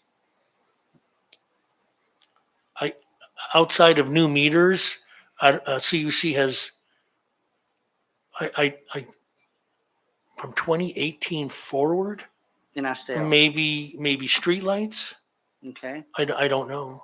What about telephone poles, as asked earlier? Are there telephone poles that were installed into the governor's residence that were paid for by the government or by CUC? I'm not sure. I'd have to verify that. Can we get Congressman. that information? Sure. We'd like to know if there were any other costs besides this generator that was basically repaired to run like new by CUC staff. Okay. And director, forgive me, but I don't know any executive, any director, first of all, that would have the gall to call up CUC. CUC is already struggling. We know that. You guys we've taken 2 tours of your power plant. You have so many things that you're in desperate need for money. And for the governor not to own up to this is extremely frustrating and disappointing that he couldn't even utilize his own spend. I have a generator at my house. How would it look, director, if I called you up and I said, "Hi, director, can you send your guys over to repair my generator at my house? I do have people that come over and I do conduct some business here." How would that look in terms of the public eye? I don't want to speak for the public, but I will tell you this: if you did call me, I would send someone. And I appreciate your kindness and heart and compassion for me. But I would bill you. Well, thank you. So did you bill the governor? Yeah, the bill is, yes, the bill it's been sent. Can we have a copy of Yes. that bill and Yes. the date it was sent? Yes. That includes for the battery and everything else. Yes. And for the manpower Yes. and the dates, if we could. Thank you. Um, and this is a very important question. Director, have you ever directed or instructed CUC staff to hook up or install, through the request of the governor, a container with a deep freezer at the governor's private residence in Esteo? No, He has never asked you or talked to you about a deep freezer? he did talk to me about it. Okay. Did he ask you about having it hooked up? Yes, he did ask me if we could, if it was possible. Okay. And I told him that it's going to cost him a lot of money to bring that type of voltage from the dead end to his residence. Do you know if he ever had this deep freezer, the governor's private residence, installed? I don't know. I'm not privy to that information of his property. Okay. But you did have that conversation. and Yes. It was a request. Well, yeah, it was a discussion, and I told him I said the nearest three-phase bank is at least 30, 40 power poles away, and he would have to pay for all of that to be brought in if I was going to hook up anything. And yeah, and that was pretty much the end of that conversation. Okay. Director, again, I apologize for having to ask you these tough questions that I've asked already, but it is simply because what we have witnessed, not just from today, but from previous hearings that we've had with others, and we are very fortunate that you've been cooperative and forthcoming, and have made it quite easy, a lot easier on us. So we appreciate that. But I just want you to know that it is deeply frustrating when we do see double standards that or what appears to be double standards. I do know that the average customer couldn't get CUC to put in brand new batteries for their generator. We also know that those who are late on their installation, on paying their power bill, have been cut. We know the difficulty of disputing a power and water bill. At least I do, and I've seen it with our ratepayers. The the batteries for the governor, this $287.98 that was paid for these brand new batteries that benefits the governor and his family on a personal capacity. This is not, and this is what, Director, I hope you and your staff and Susie understands. If this were a official generator for his office, perhaps we could understand that. Okay, but even with that, the question would be, who is paying CUC for this? Because we do know that CUC bills for everything that's done, and that's the way it should be. That's the only way you can literally keep the lights on. That's the only way you can pay your staff. It's the only way that we can keep our power moving and our water flowing. There's not enough money for CUC, Director, and you know that better than anyone else as the executive director. So forgive me for when we ask questions about this, because it is a huge concern, because the governor is the so-called head of state. He should know first and foremost that these type of charges must be paid for by someone. Someone's going to eat the cost. And the sad thing is when taxpayers, or ratepayers in this case, are eating the cost. Again, I appreciate your time, and I apologize if our questions may have been tough, but this is why we're here. This is why we were elected into office. Madam Chair, I yield. Thank you. Thank you, Representative Probst. I have a couple of questions, Mr. Camacho. Before we took our lunch break, I asked you for the disconnection notices, which you said have been issued for Governor Torres. Are you able to find that in your records, and do you have that for the committee at this time? I was just following up on that request. No, it's being prepared Okay, now. Yeah. thank you. We would like to see those documents. Yes, Chair. Also,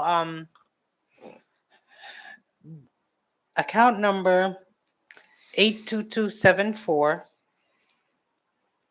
is an account that is under the governor's, in the governor's residence in Esteo. as well as account number 82273, 88428, which is for the guardhouse. The 82274 is for the outside kitchen, the piggery, and the garage. 82273 is actually for his residence. All three meters are at the governor's residence that are being paid for by CNMI taxpayers based on your records. Why is account number 82274 the meter that supplies the garage, the outside kitchen, and the piggery? Why is that billed as a residential, at the residential rate? And his official residence is 82273 account number, and that one is being billed as a at the government rate. Do you know why there's a discrepancy in the from rates? just looking at it, it looks like that obviously the residence, his residence, official residence is the government account. And I Mhm. think the other one is his personal account. Um, it's a home. I don't know if that's where family member stays. I don't know, but that's not being billed to the government. That's billed to his, and that's why it's a resident account.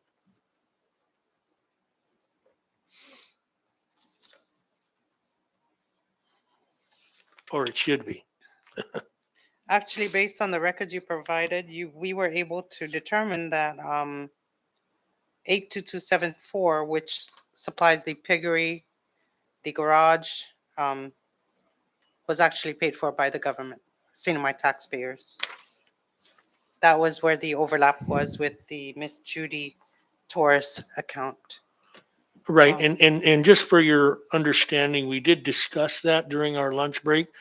And we can try to show that through maybe we can submit a document. But it does look like the overlap, that there is an overlap of approximately $227 that we can have to obviously put together and bring to and send it up. Thank you for that. Before we proceed, I would like to take a short recess to take care of some matters first. At this time, we Understood. will go on a 15-minute recess. Thank you, Madam Chair.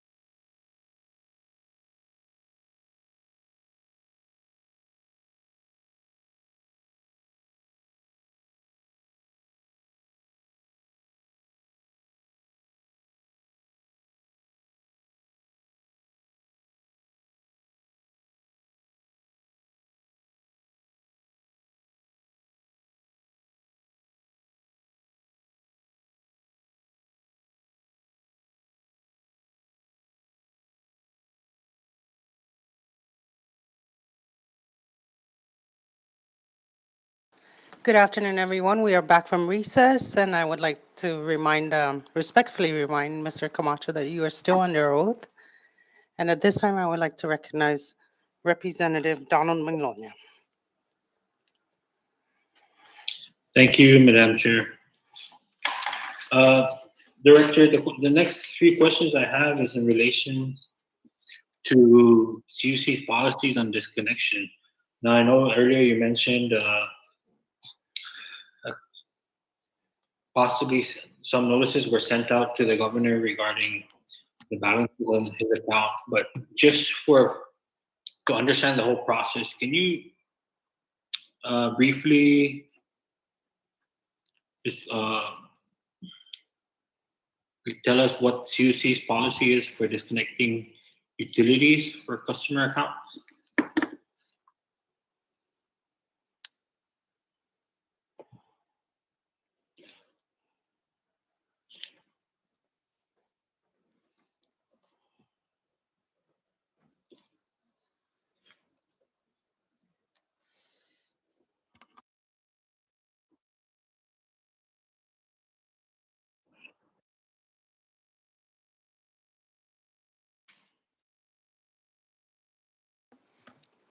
My apologies for the delay, Congressman. But our policy is after 15 days after the amount is due, and then there'll be a notification of disconnect, which will give another 30 days. So a total of 45 days. Who at CUC determines when an account should be disconnected?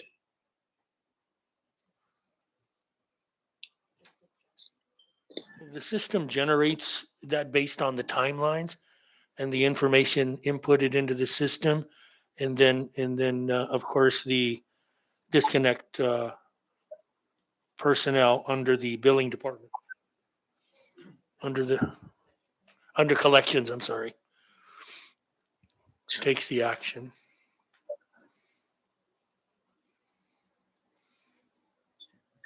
Now, does CUC give courtesy calls to delinquent account holders to come in and make any payments to avoid disconnection? CEC has, yes. But they don't do it for all delinquent customers? CUC did it on a routine basis, but we no longer do that. Do you yourself give courtesy calls to any customers about their accounts?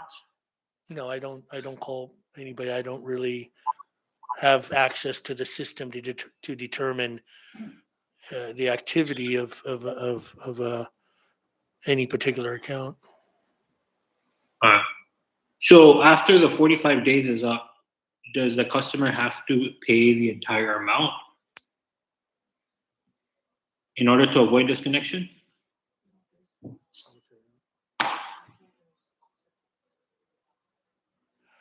No, we then would discuss with the consumer or the customer, a discussion on their existing security deposit.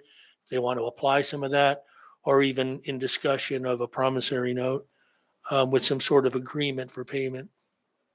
Affordable, of course, to both parties. Now, are there any exceptions to this policy in the sense that certain individuals are not flagged for disconnection? Yeah, the first one that crosses my mind would be government agencies. Now, don't get me wrong. When I say that, I want to make it clear that we have been receiving good payments from the government. However, if you want to draw the line in the sand and state that there are some accounts that we don't necessarily disconnect immediately on that, that's definitely one of them. Again, I appreciate all the changes that have been made to address the government accounts. However, there are some those situations. No, say a customer And- gets disconnected, can you describe the process for getting that customer reconnected? Well, they would have to come up with an agreement, amicable to both parties. And then, of course, at that point, then it's scheduled, along with, depending on the workload, for a group of people that do specifically that and turn it on. And we try to move as quickly as we can. So it is possible to get a customer reconnected without any payment. Mm. With a promissory note. Yes, it is possible as long as we get their signature on a promissory note. No, prior to the subpoena for the record on the government on Governor Torres's account, were you aware of the balances that the governor owes CUC? No, I don't see much of that. I have other departments that oversee that and keep an eye on it, I guess. But wouldn't these be flagged? So if this was an outstanding balance that would have been flagged for disconnection, you wouldn't be aware of that? No, not necessarily. No, CUC records review showed months of chronically late payments for Governor Torres's multiple CUC accounts since 2015. Based on your recollection, do you know if the governor's accounts have ever been disconnected? I Within can't the I can't recall any governor's account ever disconnected. No, balances that were owed went well above 100,000, even as high as 119,000 for his residential accounts for months of non-payment from October 2018 to April 2021. Nearly 3 years of non-payment. Was he disconnected at any point during this period? No, I don't. I can't recall that. I'm not certain of that, but I can't recall it. I do want to make it clear, if I may, and I could, again, this may be something that needs better clarification on. But from my understanding, it's the official residence of the governor. So we have to take those things into consideration. Um, but no, I can't recall any period whether this governor or any other has ever been disconnected.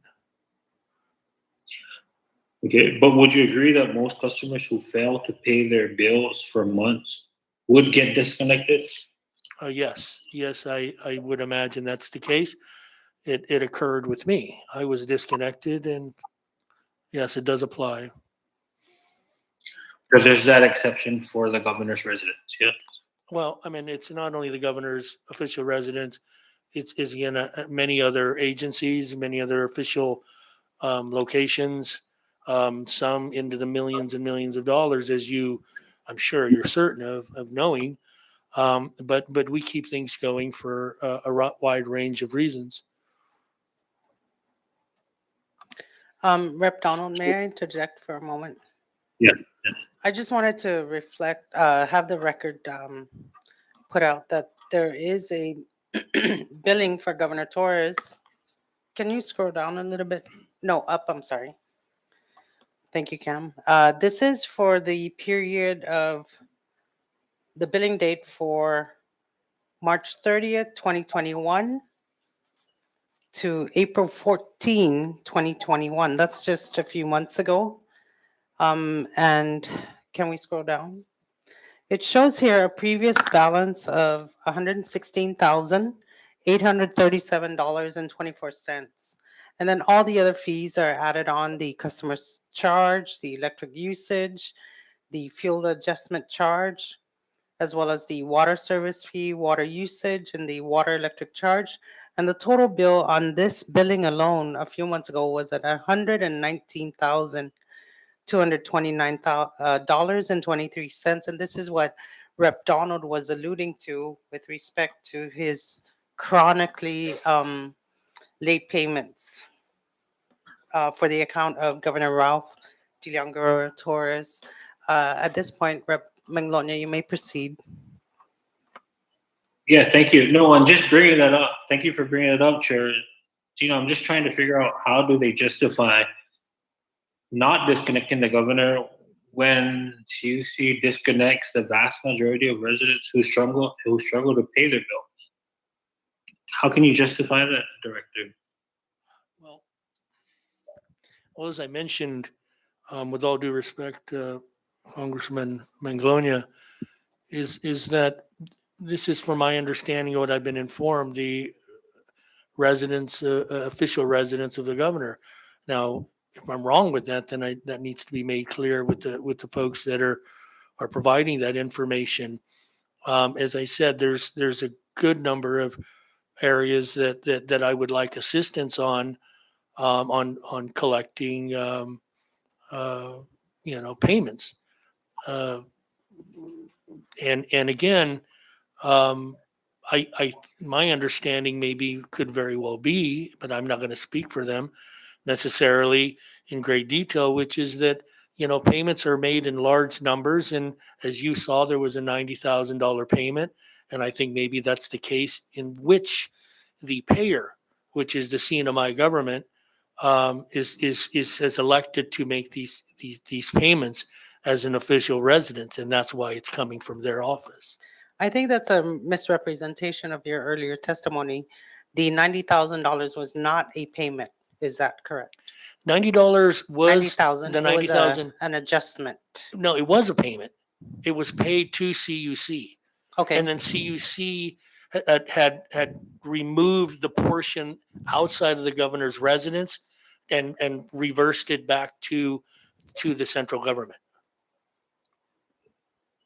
How do you know for certain that it was outside of the governor's residence? Because When that meter particularly was feeding into the CUC meter that had the high water usage, which was on the governor's property and was being paid for by the CNMI government.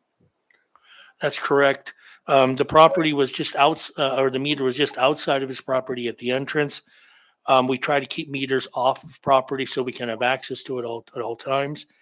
And that meter went into the governor's residence, which was the first of any infrastructure, any establishment going in. So after that was isolated, and at that time there was one meter sharing all of this usage. It was then isolated, and then of course everything once it was isolated and it was determined the average usage of the governor's residence after a period of time, then everything outside of that average was applied to that other meter. Yeah. Okay, Rep. Donald, you may proceed. Thank you, Chair. Thank you. Going back to the bill that was showed up that you displayed earlier, how can you justify not having to disconnect the governor's account when they can do it? Just recently, the public hospital, which serves everyone, including people who are poor, how can you justify disconnecting CHCC? I mean, can we bring up that article, Ken? It's up on And the as a matter of screen, fact, Rep. Donald. last week, CUC decided not to grant them an extension on their payment.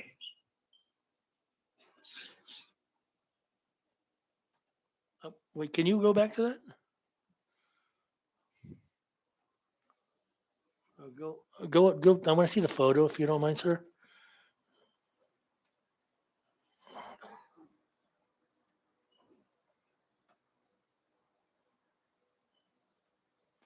We lost it.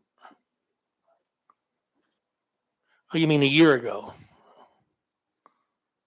Well, and then even last week when it was mentioned in the news that CUC decided not to grant CHCC the extension on their payment. No. How can you? I'm sorry. Go ahead. Those.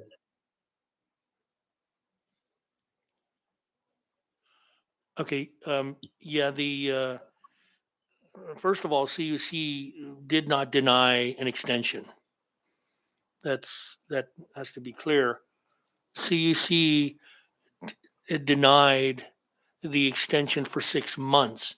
CUC had asked the hospital that we want a month-to-month request for the extension. So if they need another month, they can just request for an additional month, and if under the same payment terms. And then if they need another month, he can. And the reason for this is so then there's engagement. The hope is that there would be engagement and discussion with all parties involved to come up with some sort of agreement affordable by all parties. So, and as far as a disconnection, CUC would never disconnect the hospital if the hospital did not have a source of power. CHCC does indeed have a source of power, which is their generators. They do have that, and that is utilized even when we do maintenance throughout the system. And there are times we turn off power for 6, 7, 8, 9 hours at a time. So there is power supply. CUC would never disconnect if they did not have a power source. And last week, there was no discussion of a disconnection at all. But nonetheless, CUC did disconnect CHCC last year, September, That is correct. And their automatic transfer switch turned on their power supply, and the hospital did have power. but not through CUC. That It is was through- correct. Thank you. It was through their reserve power. Thank you. You may proceed, Rep. Donald. All right. That's all I had, Chair. Thank you.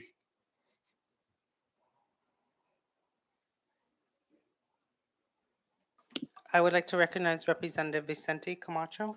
Thank you, Chair. Real quick question, just something that that's been lingering in my head.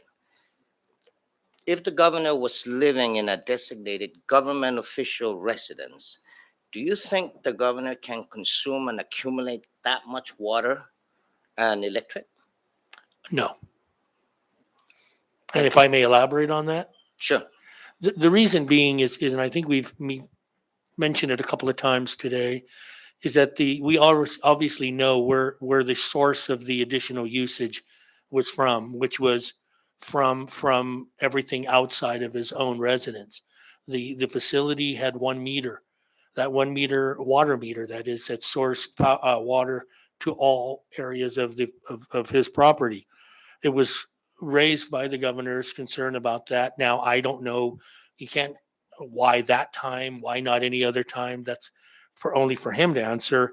But once that was determined, where it was isolated, and once it was isolated, it was determined the amount that the government should pay, which is much less than that 90,000, and then that same volume of water, same exact volume, at a different rate, residential rate, then is put into Jack Torres's account with an agreement to pay for 1 year, and then the $90,000 was returned to the government for the government's use, whether it's with CUC or not.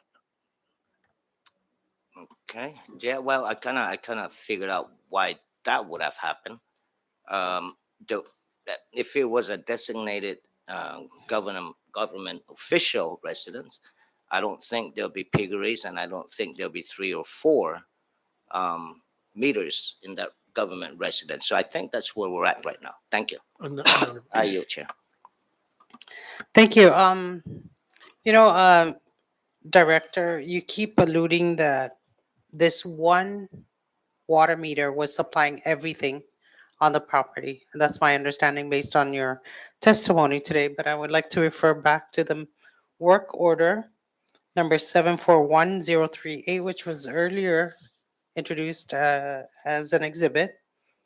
The work order clarifying which accounts supply which.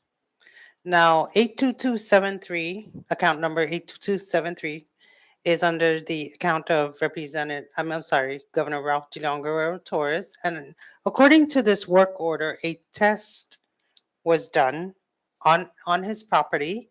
And that particular account is supplying the main house and the water pump. It is account number 82274. Further to this work order, was found to be supplying the outside kitchen, garage, and piggery after an on and off test was performed. So, in fact, 1 meter was not supplying the entire household. Based on his billings, I have here a billing for 82273. It is the $119,000 total due. It has its own water service fee. It has its own water usage and water electric charge. So the main residence of the governor, has its own water meter.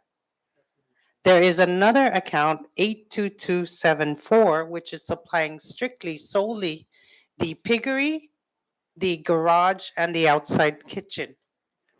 So can you explain that?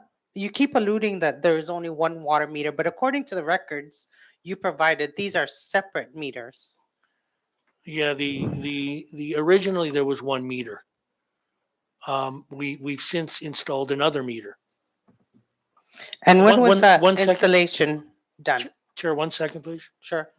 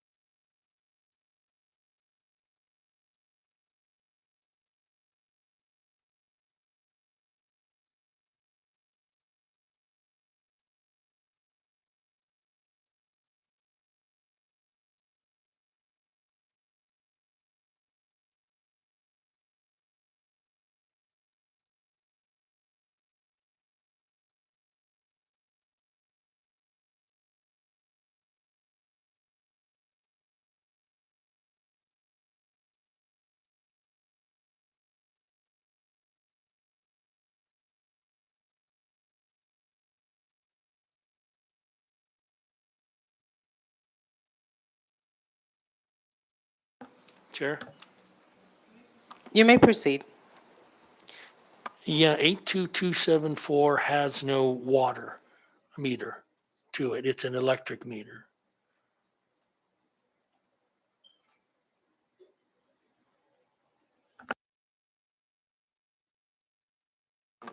Okay, we can go circle back to that, but one other clarifying question I'd like to add to Representative Maglonia's questioning. Um, has Governor Torres ever received like courtesy calls from your office reminding him that his CUC account is delinquent, it's past due, and he needs to come in and make a payment? Yes, ma'am. Yes, he He has. has, along at the time we did it for everyone.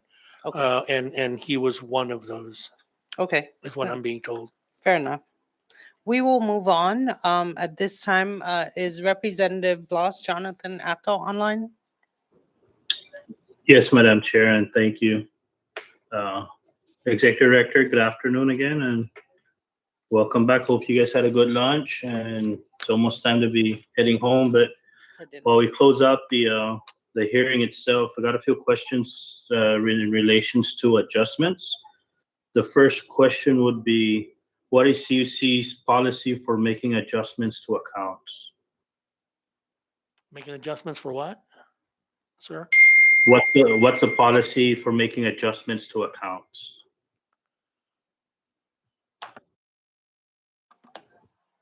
Can you walk us through that process?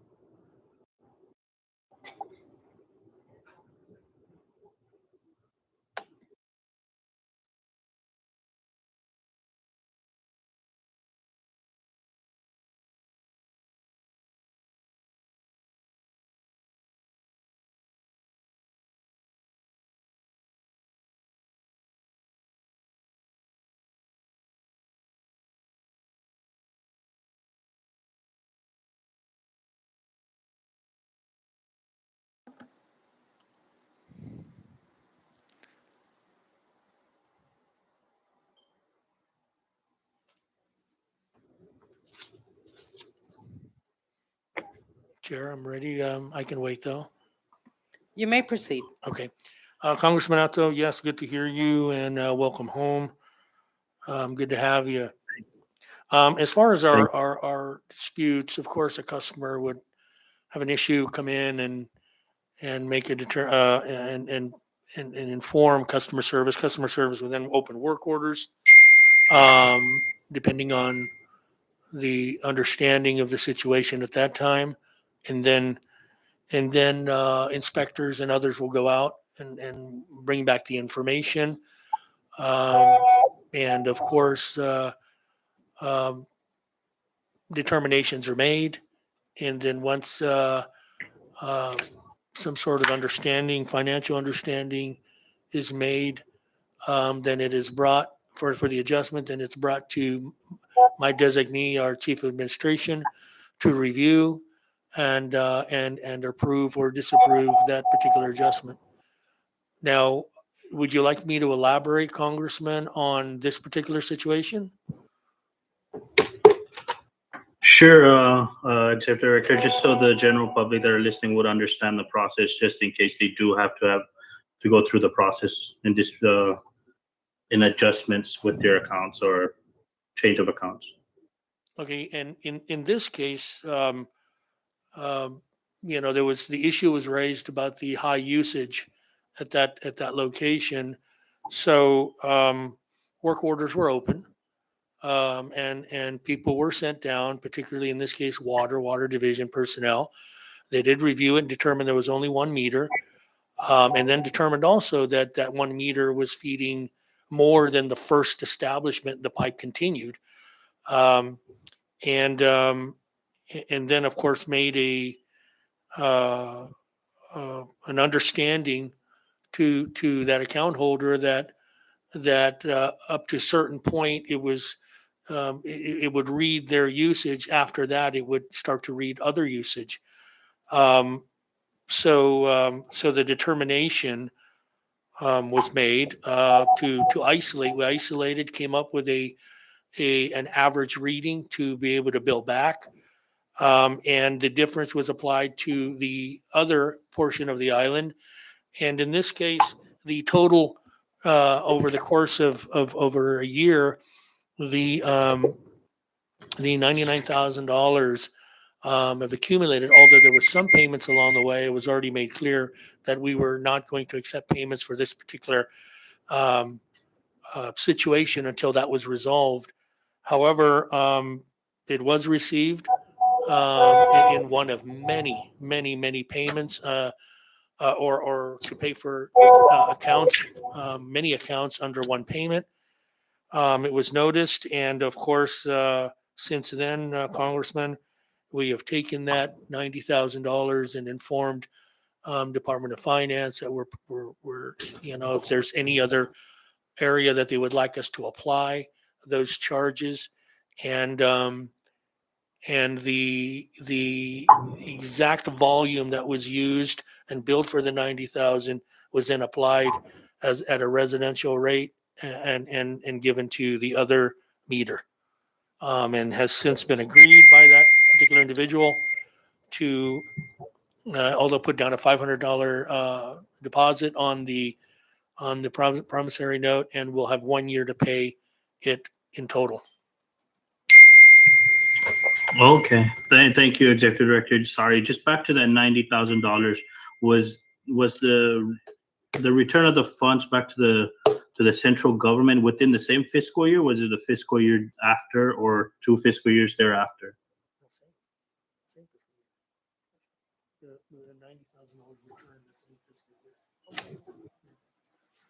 Yes, sir. It's the same fiscal year. It was received in I think the latter part of May, and has been returned already. So FY 2021, correct? Correct.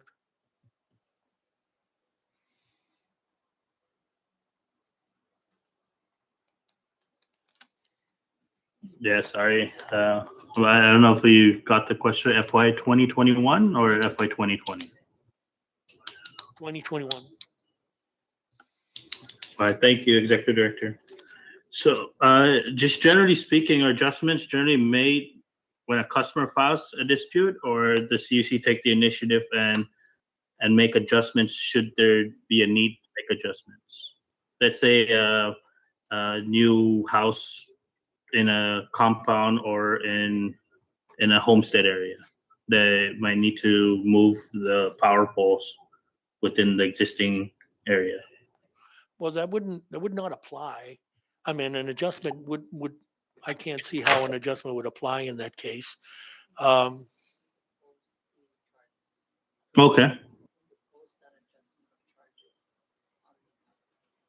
for a pole relocation?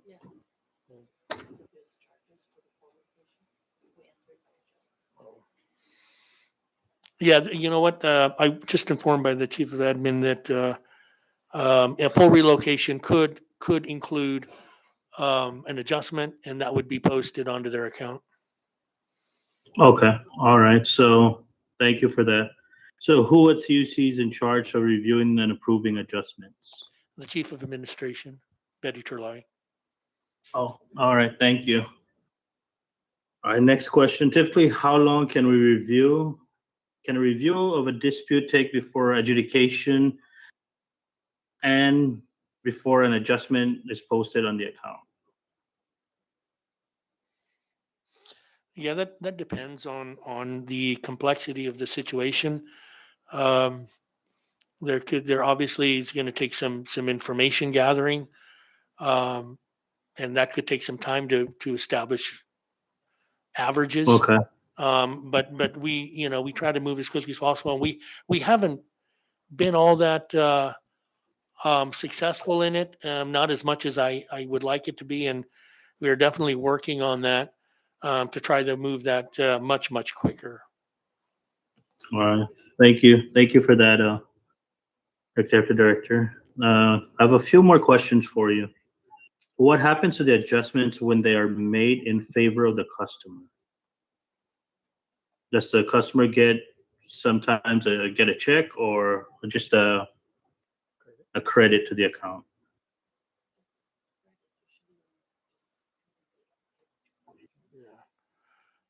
Well, I mean, normally we credit it, but a lot of times disputes are basically being an overcharge, so we don't apply the charges.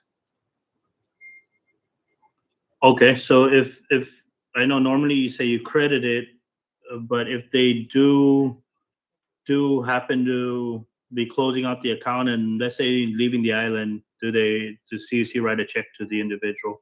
Yes, upon closing the account, yes, we would pay the difference because there's no other way that we could utilize that funding. Okay, thank you for that again, Executive Director. Then one more question for you. Have any other adjustments been made to any of Governor Torres's accounts since CUC submitted documents to the JGO committee in August pursuant to the subpoena?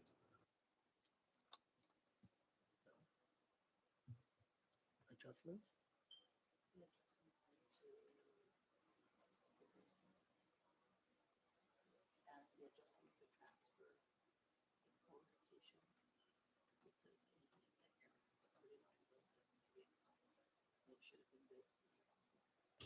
So we just correct it.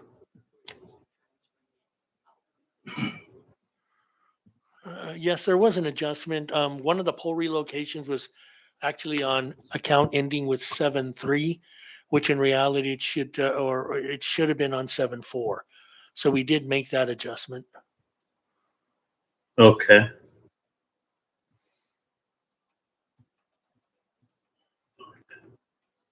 Executive Director, just one last quick question. If if the government residentials were readily available, and should the governor or the lieutenant governor move into these residents up there in Capitol Hill, obviously the cost of utility usage and water usage is most likely going to be less, just because the homes are a little bit smaller. Would those monies that were charged to the previous account, let's say, let's use your 90,000 as an example, would it be credited to the next, to that house? Well, no, that would be, of course, up to the Department of Finance. They can make that determination as the payer, how they want to apply it. As I mentioned before, it could be applied to any agency or any involvement by the government. Okay. All I, right. I mean, So, is that on the table? I don't know. That would have to be something they would determine. okay. And then on that note, I yield for now, Madam Chair. Thank you, Executive Director. Thank you to your team. Thank you, sir. And I yield my time for now, Madam Chair. Thank you. Thank you. At this time, I would like to recognize Vicente Camacho. Thank you, Chair. One more last question. Sure. If a consumer disputes CUC's billing for the same amount of water usage for 3 consecutive billings, let's say, for example, 58,000 gallon of water was consumed initially, and then it became consistent 3 billings in a row. Do you think that any one consumer can be that consistent with its consumption of water or even electricity? I just don't know, and how a consumer is going to, how they utilize the resources that we provide. I just don't know how they do it. I don't want to reach into their personal usage on the matter. We will verify the meter, maybe verify whether the meter is indeed functioning correctly. However, how the consumer uses it, I really don't know. Yeah, because I have heard of those estimates, Yes, sir. and could this be part of that? That boom, let's just give him 58,000 consumption, be done with. Now there are, a good amount of estimates, um, for a variety of reasons. Maybe some of it is CUC, but we also have a lot of situations where we get gates locked, or meters blocked for some odd reason. Now we do try to provide a document that we are unable to read.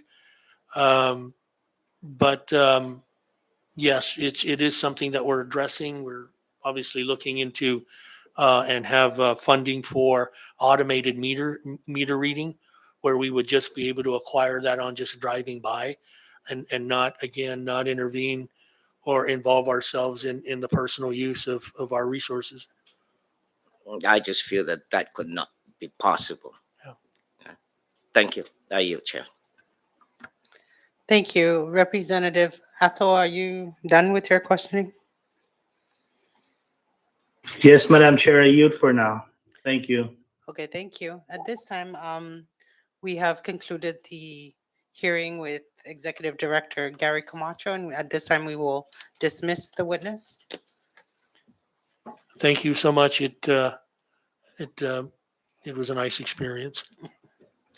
Thank you, Mr. Camacho, for Thank you. your, Have a great day. Thank your you, Director. volunteerism. Thank you.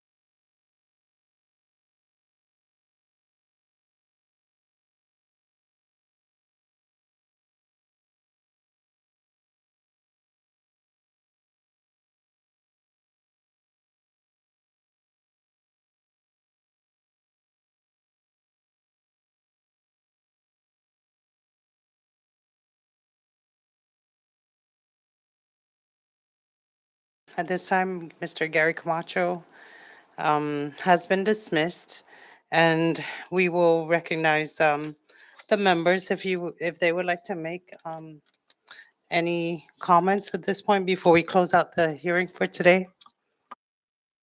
Yes, Madam Chair. Hello, Vice Ato, did you want to make comments? Donald. That was me. No? Rep. Donald, Hello. would you like to make Yeah, comments? Madam Chair, are you to Chairman Donald Mangdonia, please? Thank you. Can you hear me? Yes. Hi, Chair and colleagues. I think that from what we've heard from the director, CUC has had this some kind of agreement with the government, particularly Department of Finance, that payments will be made at a later time, and that they have never disconnected the governor's residence. They have allowed his balances to be forwarded months after month, reaching in the over 100,000. What strikes me is that these if that's the case, then why are there large sums that of cash payments that were made to CCC? We had one for $5,407, and then we had another one for $6,630, all in cash that was made to CUC. And so, as the director had mentioned, the governor has never been disconnected. And so, this is something that we should look at, because even looking at the reimbursement request after the payment was made, and the reimbursement was submitted immediately right after, the request for reimbursement was submitted, and then he received a check payment not too long after. And so if this was something that could have been processed through the normal finance procedures, why is it that there have been large sums of cash being made to this account? And so I think this is something that the committee should take into account and look more into, as to where this payment came from, and why is it that payments made in cash was done, when we all know and we've all heard that the government could have paid this at a later time. Thank you, Chair and colleagues. Thank you, Rep. Donald. Is there anybody else who would like to make comments? I recognize Representative Vicente Camacho. Thank you, Rep. Magnolia, for that, and that just brought up into my mind. But I'm a little like Ed Probst is saying, Rep. Probst is saying that $90,000, that still needs to be looked at, and I believe the best place to look for that and get answers from that is to bring CUC in on a session and just go through all that process. So I recommend that we bring him on a different session just to clarify a lot of the these adjustments that actually they can't prove. I can't. I really just don't understand how you can just give away $90,000. Thank you, Chair. Thank you, Representative Camacho. Representative Probst. Thank you, Madam Chair. And I want to thank the director and his team for coming in today. It's a long day, but again, I am very pleased that he came in today, took the oath, no lawyer, and answered to the best of his ability. I'm sure we have some follow-up questions, and he has stated, for the record, Madam Chair, that and colleagues, that he will be providing some of the documents that we had requested. So we appreciate that. I am again going to focus on the investigation of the governor, which really this is what it all comes down to. The first thing that I want to point out is that the director did mention that a few times. I think you heard him state that CUC stops at the meter. We talked about the meter earlier, remember? And he had stated that the meter was working perfectly fine. And we had asked about the leaks and on his property. He said, well, we stop at the meter. if that's the case, and that is indeed true, then how would CUC know if water is possibly being rerouted to the piggery today? There's no way of knowing that, because what we have is um, a residence that is being paid for by taxpayers, right? It's the governor's utilities, water and power that is being paid for. But in all honesty, how could you ever really regulate that? And why so late in the ball game suddenly did they decide to have a meter for the piggery? So all that time it was acceptable to have a commercial piggery. They're being charged residential, but is it not a commercial piggery?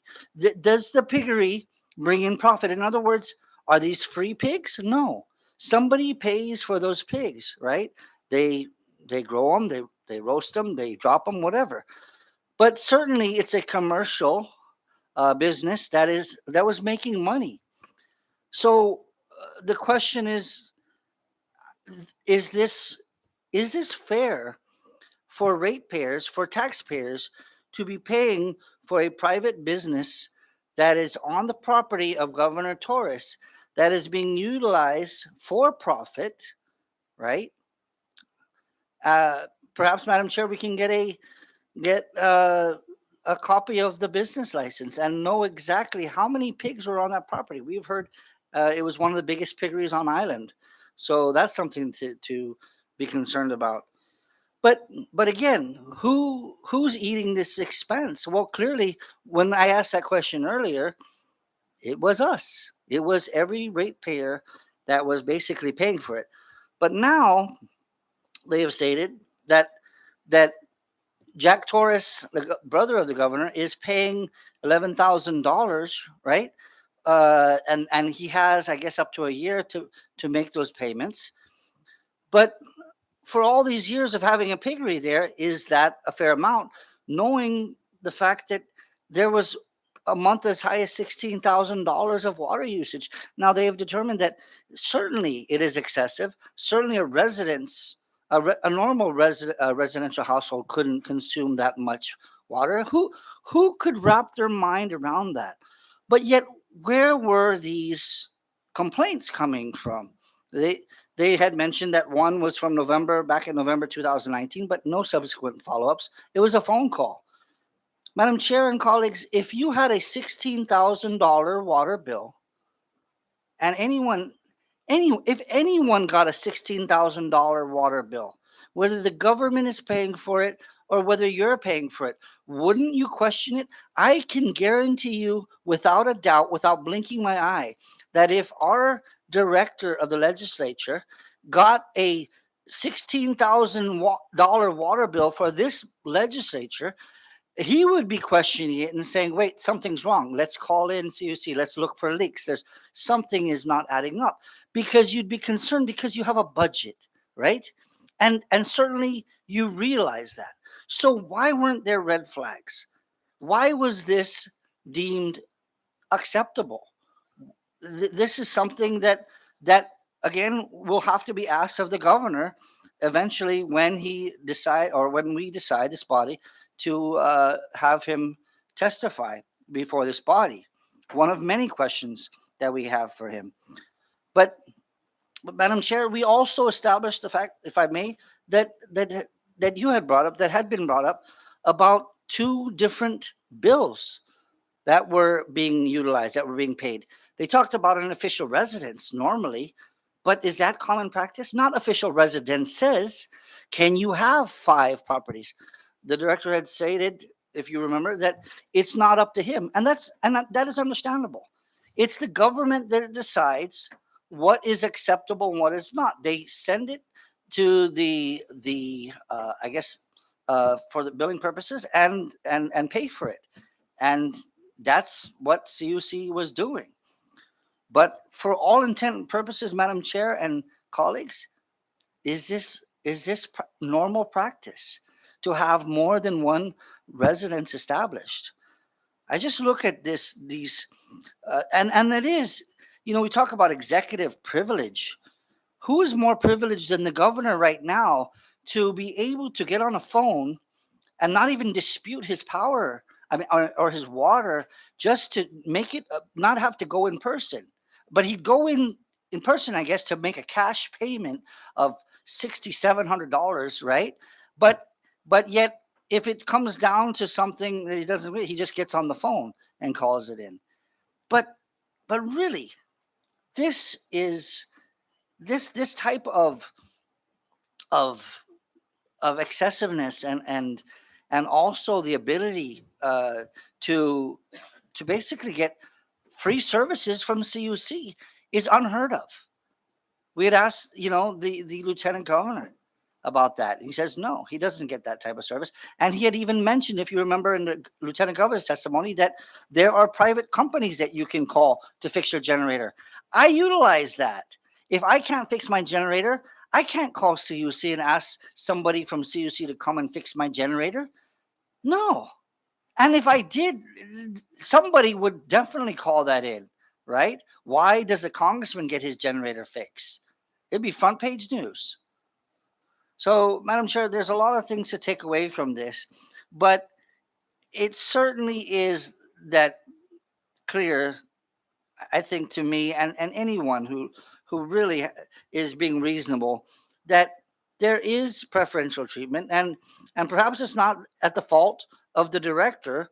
Perhaps it is because of the huge amount of power that this governor possesses, his influence that goes beyond any norms, from CUC to DPS to any government agency.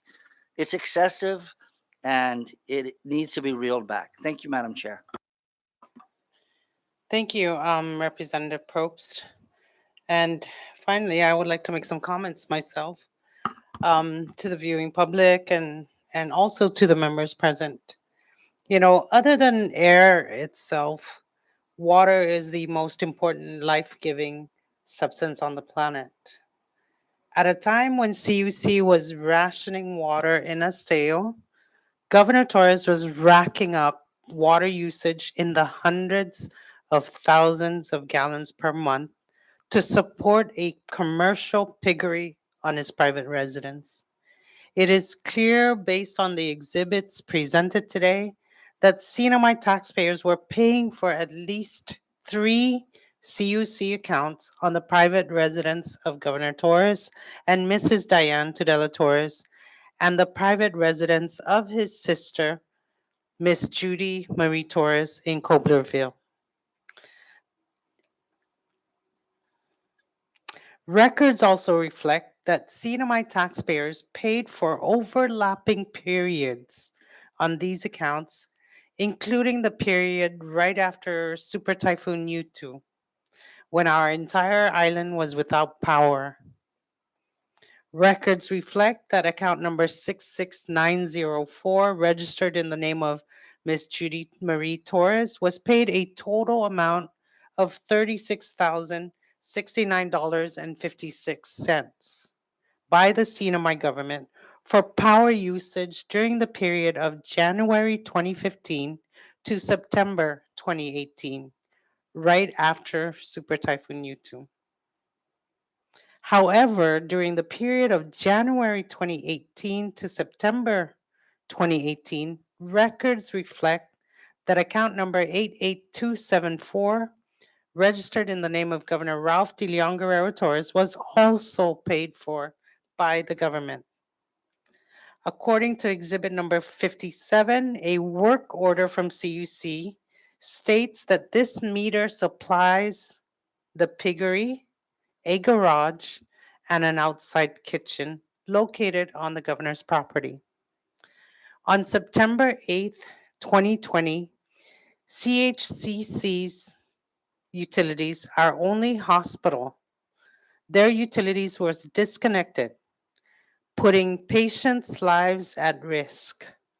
Patients who were on dialysis had to have their treatments rescheduled.